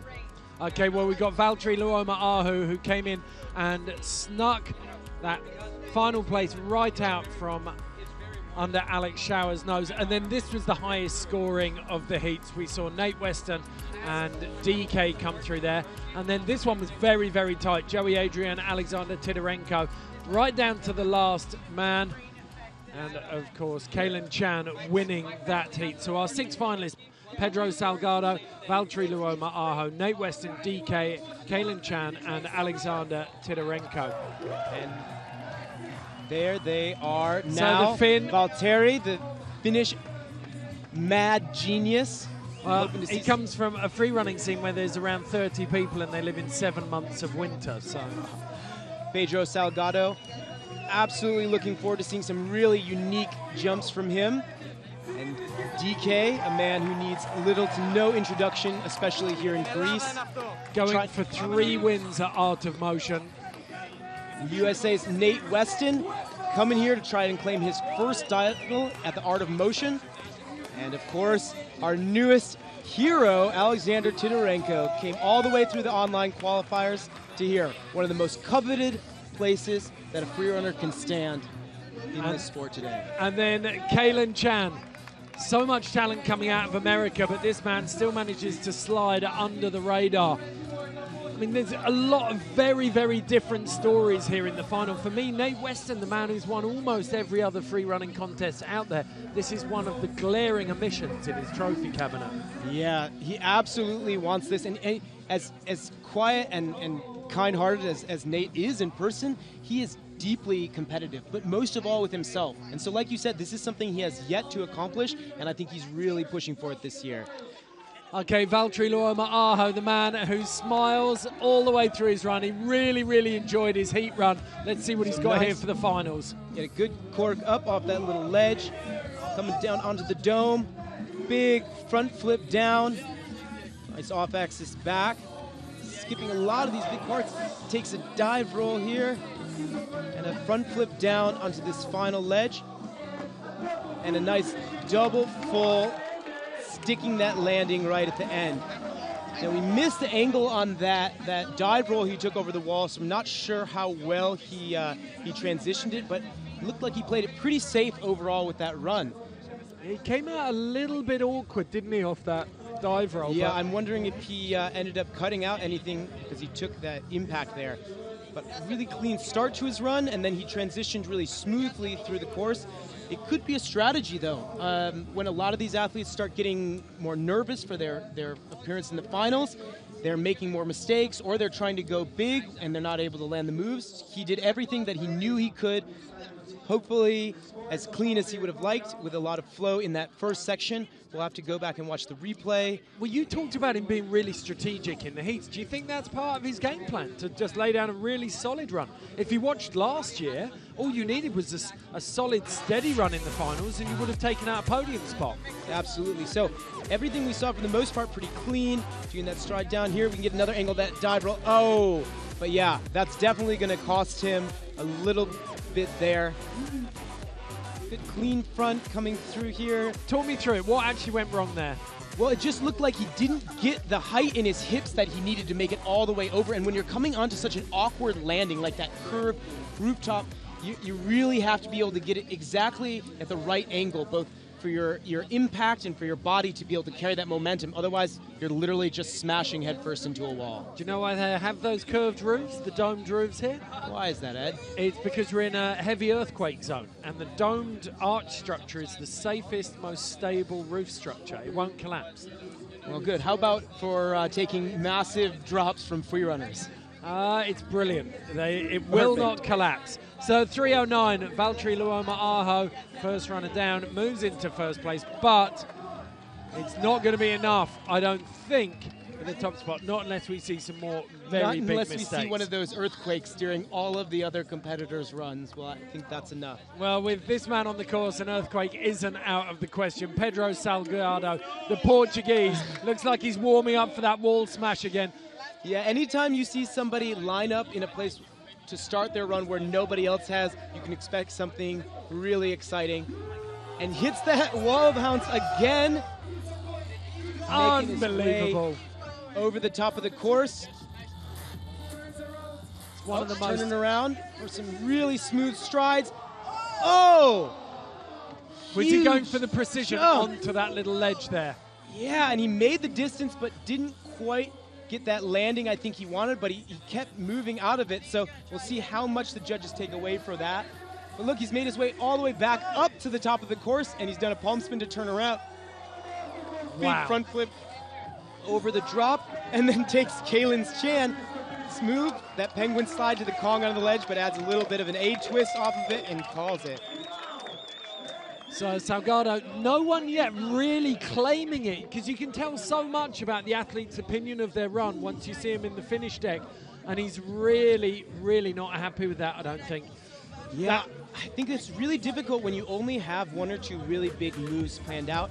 I know even that wall pounce right there, he would have liked to hit cleaner to set him up into this, but he's able to play it out pretty well. He absorbed, his timing last year was way, way better, and he managed to keep his body against the wall. Huge. So far, the cameraman couldn't even keep up with it in slow-mo. But adding in those swings on the vertical bar instead of the horizontal one, making it just a little bit harder, and then stealing Kalen Chan's little penguin slide Kong, but adding in that 8 twist. Arguably doing it a tiny bit better as well. Yeah, and he adding in an extra move afterwards. Oh, this makes it a little harder. Okay, so the score from Valtteri Luoma-Aho's mistake means that there's only a 309 to beat. But a couple of small mistakes in there from Pedro Salgado. And the judges really don't want to get caught out by these and get pushed too high. So it'll be interesting to see where they put the Portuguese runner. Made the finals 2 years in a row, though. He knows he's qualified for 2018. So Pedro Salgado, 3:30. Good enough for first, but we haven't seen a clean run yet, and we're already 2 free runners into this 6-man final. Next to drop, local favourite, the man who in January set himself the goal of making it first through the online qualifiers. He did that, and he set himself the goal of winning here. One of the most driven men in free running, and he carries the expectation of Greece on his shoulders. It's DK.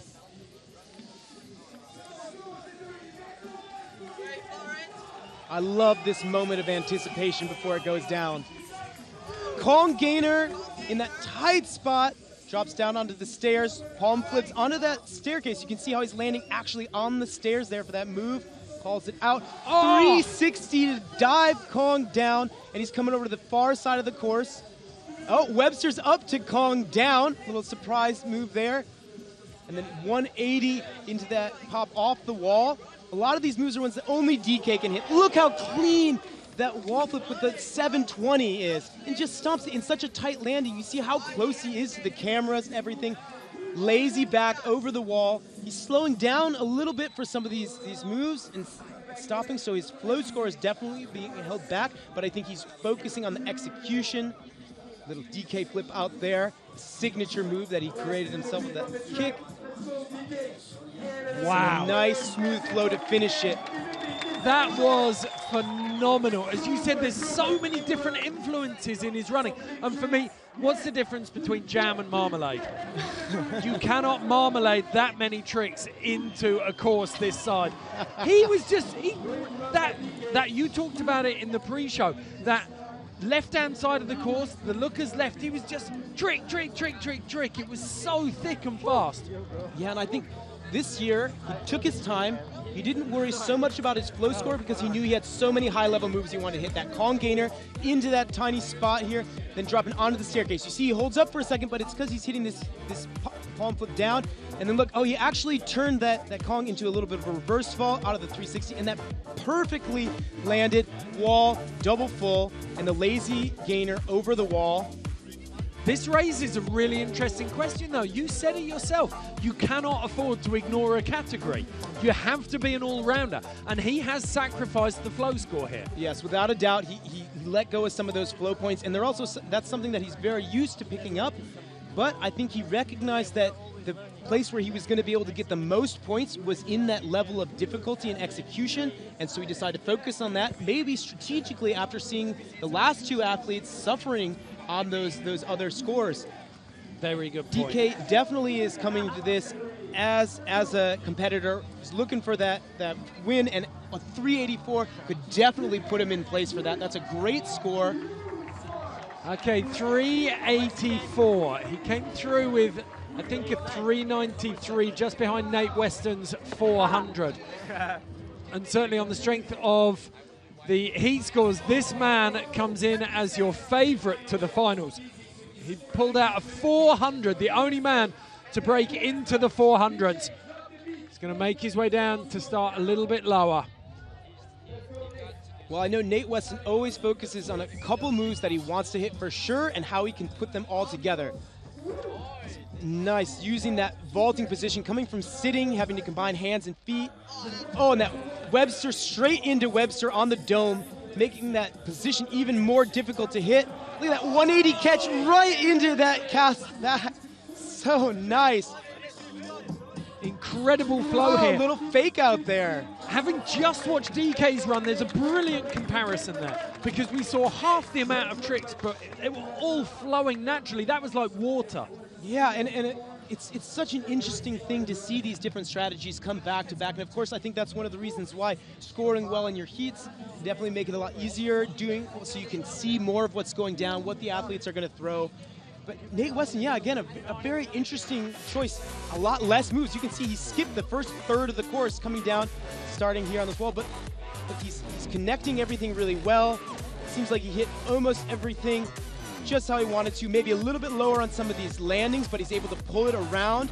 From my perspective, being a layman, without that, the most impressive part of his heat run was the flip to rail, where he landed on the rail, and he omitted that for the finals. Yes, he definitely has, in my opinion, an easier run in the finals round. I think he must be focusing on trying to hit that execution and flow. It's really turning out to be one of the most strategic finals we've seen in a long time.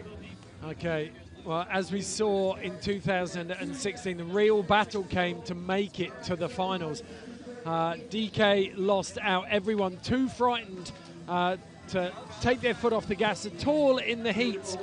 But Nate Weston, a 400 in the qualifiers, has maybe given DK a little bit of hope here. I think Nate Weston would have been one of the athletes DK really, really feared.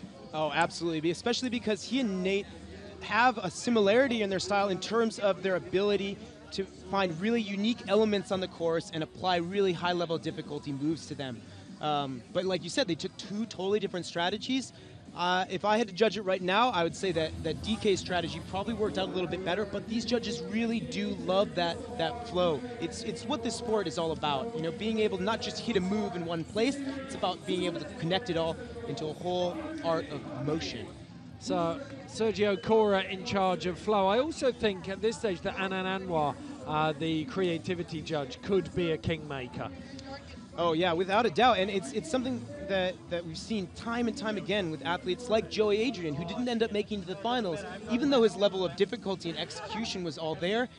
Without those unique things that set him apart from the other athletes, it's just not enough to push him through. So you've got to bring your own style to this most unique of free running courses. There is only one artificial element on this course, the bars centre stage. Everything else is naturally occurring architecture in this phenomenal village perched on top of the rim of a volcano, a live one at that. If you're just joining us, we are here for the crescendo of the 2017 Art of Motion. These four gentlemen have already descended the course. There are two left. So first place for Nate Weston. He pits DK by 2 points, 386. Wow. So DK will not make it 3 Art of Motion victories. Nate Weston right now sits in the top spot, but he has a very nervous wait. He knows he's on the podium. He is top 3. But will Kalen Chan or the completely unknown Ukrainian Alexander Titarenko pit him? Wow, I'm blown away. Like we said, those two strategies totally different, but it all comes down to how those judges feel about each individual piece, because they have so many things that they have to look at, so many different qualities that they can be pulling from. And, you know, when you've got an athlete like DK hitting way more moves than Nate Weston, he's really going to end up potentially losing down on that flow score, which is what it looks like it happens, but just by a fraction of their score, just 2 points separating those two athletes. Okay, there are confirmation of the first 4 athletes. 386 over 384 between Nate Weston and DK. Pedro Salgado in third on 330. Valtteri Luoma-Aho in fourth on 309. Alexander Titarenko will run next, with Kalen Chan, the 6th and final man to drop. So the fairy tale continues for the Ukrainian, aka Blue Shorts. Yeah, as you can see, his first time in the finals, his first time at the Art of Motion, first time in front of an international crowd, and he smashes that running pounce to backflip. You saw Bart do it in his first run. Oh, wow!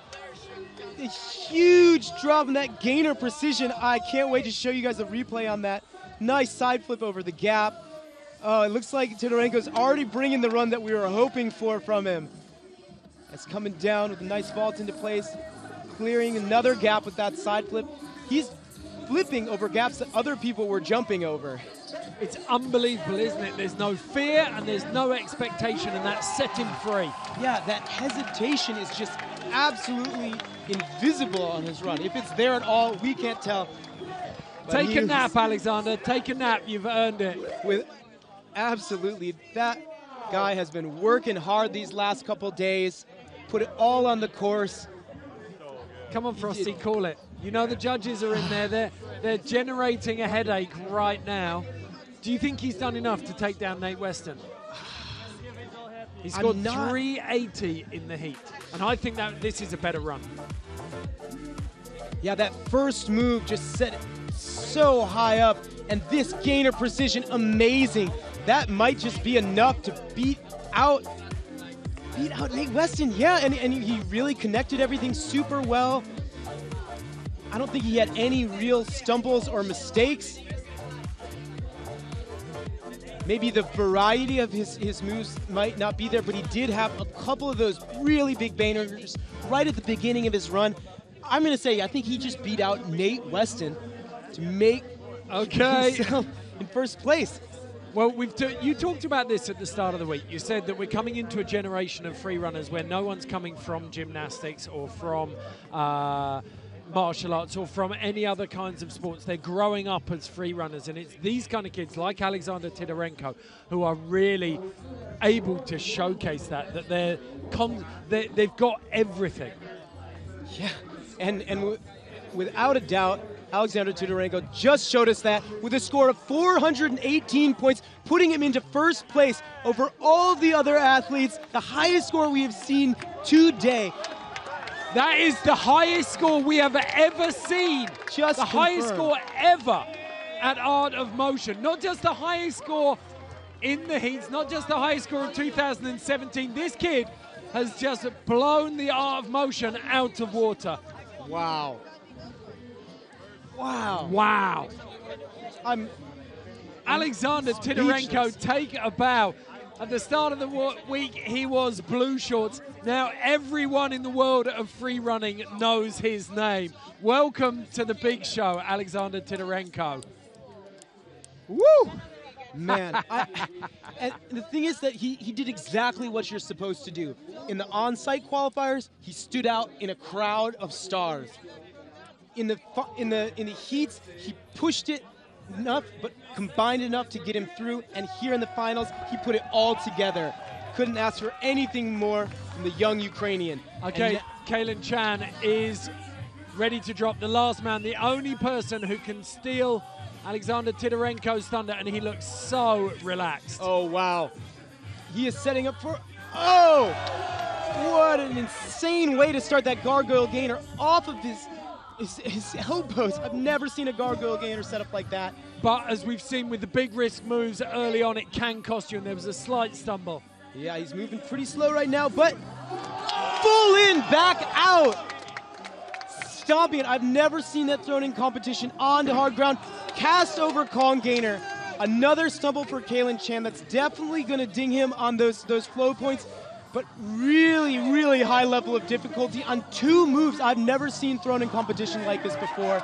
Finishing it out with a super casual cork just to close out that run. You can see Valtteri just can't even believe what he just saw. There was disbelief written on everyone's faces.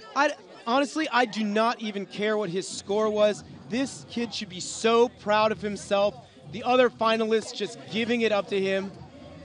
DK with a slight look of dismay as he recognized he may have just been pushed out of that podium spot. If that run was a race car, he had the rev limiter blasted the entire time. Yeah, the only thing about that run is it just had stumbles on so many of the landings, and we've seen how harshly those judges are critiquing them on those landings. But they scoot up full in, back out. That's a 360 backflip, and followed by another backflip before he lands it. So it's a double backflip with a full twist on the first one, and then cast over Kong gainer, a move that won Sickest Trick last year as a part of a run that had so many fold moves thrown into it. Is there a best trick contender in there for you, though? I mean, there's three best trick contenders in that one run. So Kalen Chan just blowing out on a couple of those huge tricks. You've got to give it up to him, though. We started off with some very conservative runs where people wanted to play it strategically, and we've built up perfectly as a crescendo to a run that was just on the edge the entire time. Yeah, and you could probably tell just from the tone of our voices, just the energy that was just exploding off of that run. Whether or not he stuck every one of those landings, he definitely did them with a lot of power and control. He is very capable of each one of those moves. Obviously, he's not throwing them callously. I know he eyed up a couple of those things last year, but chose not to throw them because he didn't feel ready. Definitely ready this year. Amazing run from Kalen Chan. Okay, well, let's see where that score sits him. So fourth place for Kalen Chan, 346. So obviously he's getting hit for all of those sloppy landings, which I totally understand. But that gives him a great chance for that best trick, and we have a new Art of Motion champion, Alexander Titorenko from the Ukraine, making a surprise showing at the on-site qualifiers, pushing his way through, battling his way to the top of the biggest competition in the sport.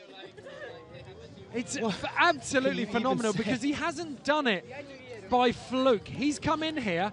It isn't anyone else's mistakes that have handed him this victory. He has banked the biggest score in Art of Motion history. I feel like I've almost watched his style develop and improve in this competition. over the last 3 days, he has built an award-winning flow that didn't even make an appearance in the qualifiers only a couple days ago. This guy has just come out of absolutely nowhere, put it all together. Even those transition moves, he's putting it into most amount of power and that control, and each part of this, flipping over that gap straight into that really smooth. You can see he's getting himself on here with so much power, holding nothing back.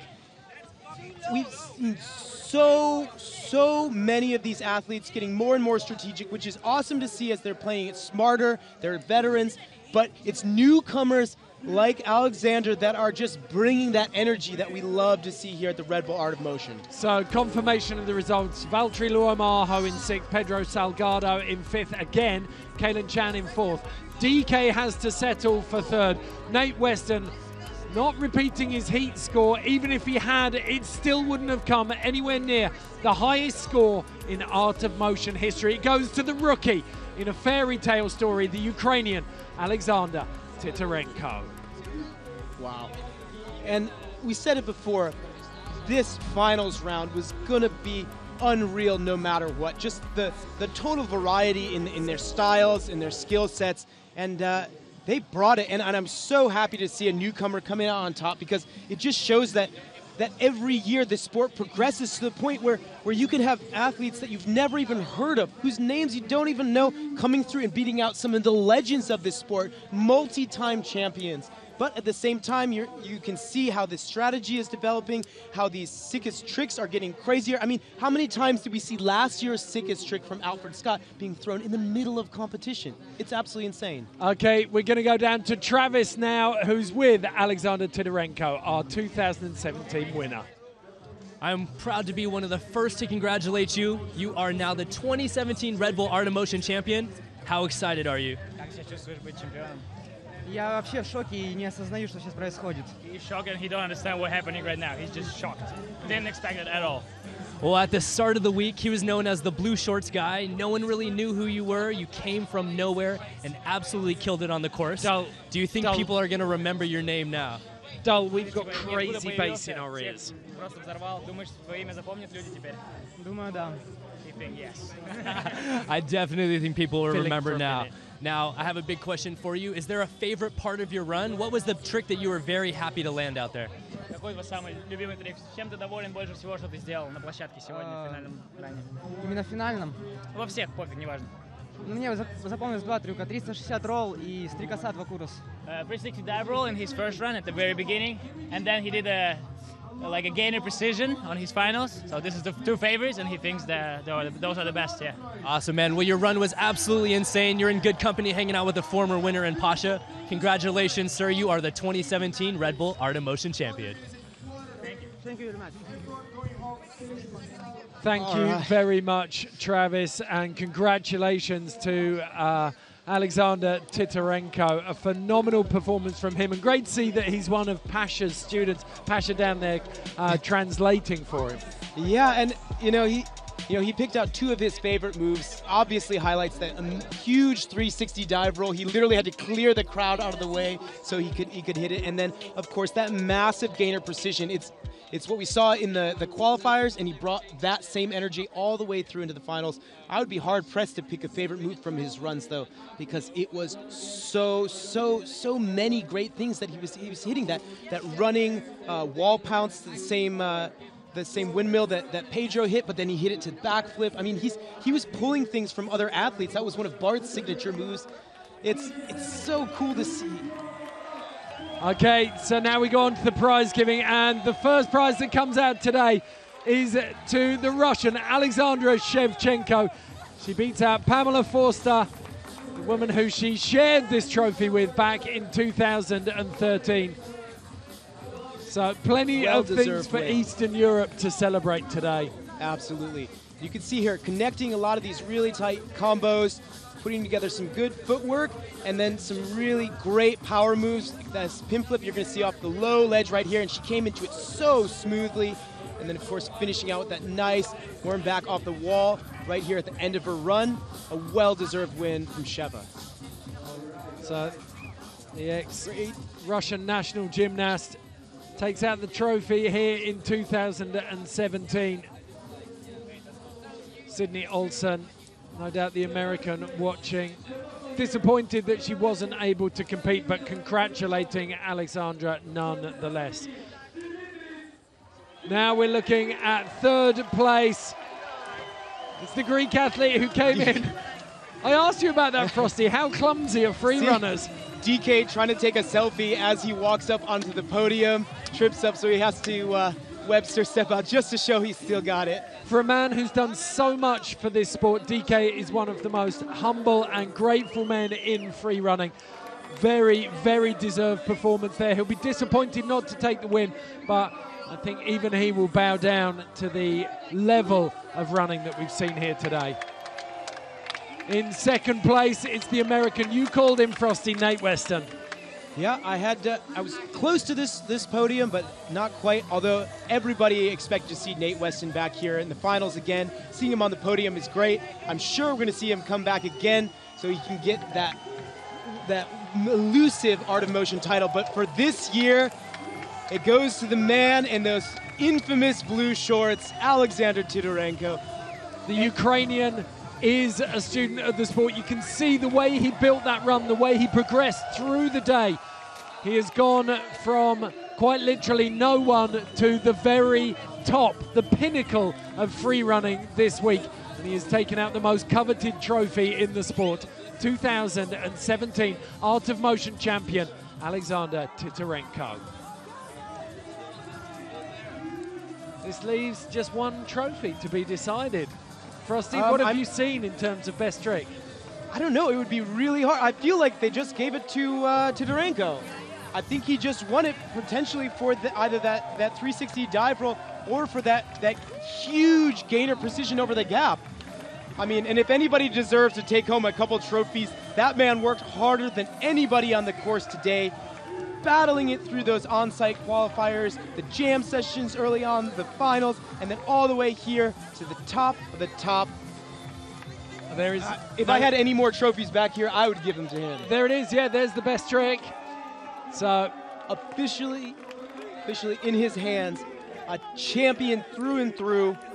First place and best trick. I think this may be the first time in Red Bull Art of Motion history that we have seen the winner also taking home the best trick. Oftentimes athletes like Albert Scott are hitting single moves or going specifically to hit something. The bar hasn't just been raised by Alexander Titorenko. It's been strapped to a shuttle and sent to space. Oh, launched out of the atmosphere. How? How can anyone come from nowhere and not only take out first place and best trick, but also probably, I think, most proudly when he looks back on this, bank a score, the highest score we've ever seen at the Art of Motion. Yeah, and the thing is that he seemed so surprised the entire time. I don't think that he was even thinking about what the other athletes were doing, about those scores, or about what he would get. It seemed like he had something in mind that he wanted to do, and he let it all out on the course, and it worked. And the judges loved it, the audience loved it. We sure loved it here in the booth, and I'm sure you loved it at home, because it's what this competition has become. It's what it represents to the sport. It's about pushing those boundaries. It's about seeing what humans are capable of, and that is by far the very limits of the human potential. And it was a truly trailblazing performance by the Ukrainian. We're going to head down now to the finish area where we can see Travis is with our women's champion, Alexandra Shevchenko. He's got to fight his way through the crowd first. Where are you? Look, there's Alexandra. Absolute madness down here, guys. I'm right in amongst the winner's circle right now, standing next to the 2017 winner right here. Also the winner of the Best Female. Congratulations, you guys. Now, Alexandra, you won Best Female this year. Now, did you think this was going to happen this morning, or are you proud to come back and win this? I worked really hard for it. I tried to do my best, and I did it. Thank you. You did absolutely amazing. You're a great role model for everyone out there. Do you think more women will try to compete next year? Yeah, of course, and I wish we can compete not against the boy. I wish we can have our own competitions. Sounds good. Now, you put down a very flawless run. Is there anything that you could do next year that would be different? Do you have any moves saved? No, I just missed one small trick, but who knows? It was good enough to take home the title. Can we expect to see you back here next year to try to be best female again? I will try. I think I will try. Awesome. Well, congratulations. Now, I just spoke to you downstairs, man. You look like you're covered in champagne. You probably don't understand half the things I'm saying, but how happy are you right now? Просто вообще, я не могу передать своими словами это. I'm being told that he says he doesn't know how to describe how he's feeling. He's excited, and I would probably be the same way. Now, I got to tell you that everyone out here at the beginning of the week was unsure who you were. Now, do you think you're going to come back next year with a target on your back, or you think that everyone's going to respect you and you'll come back as defending champion?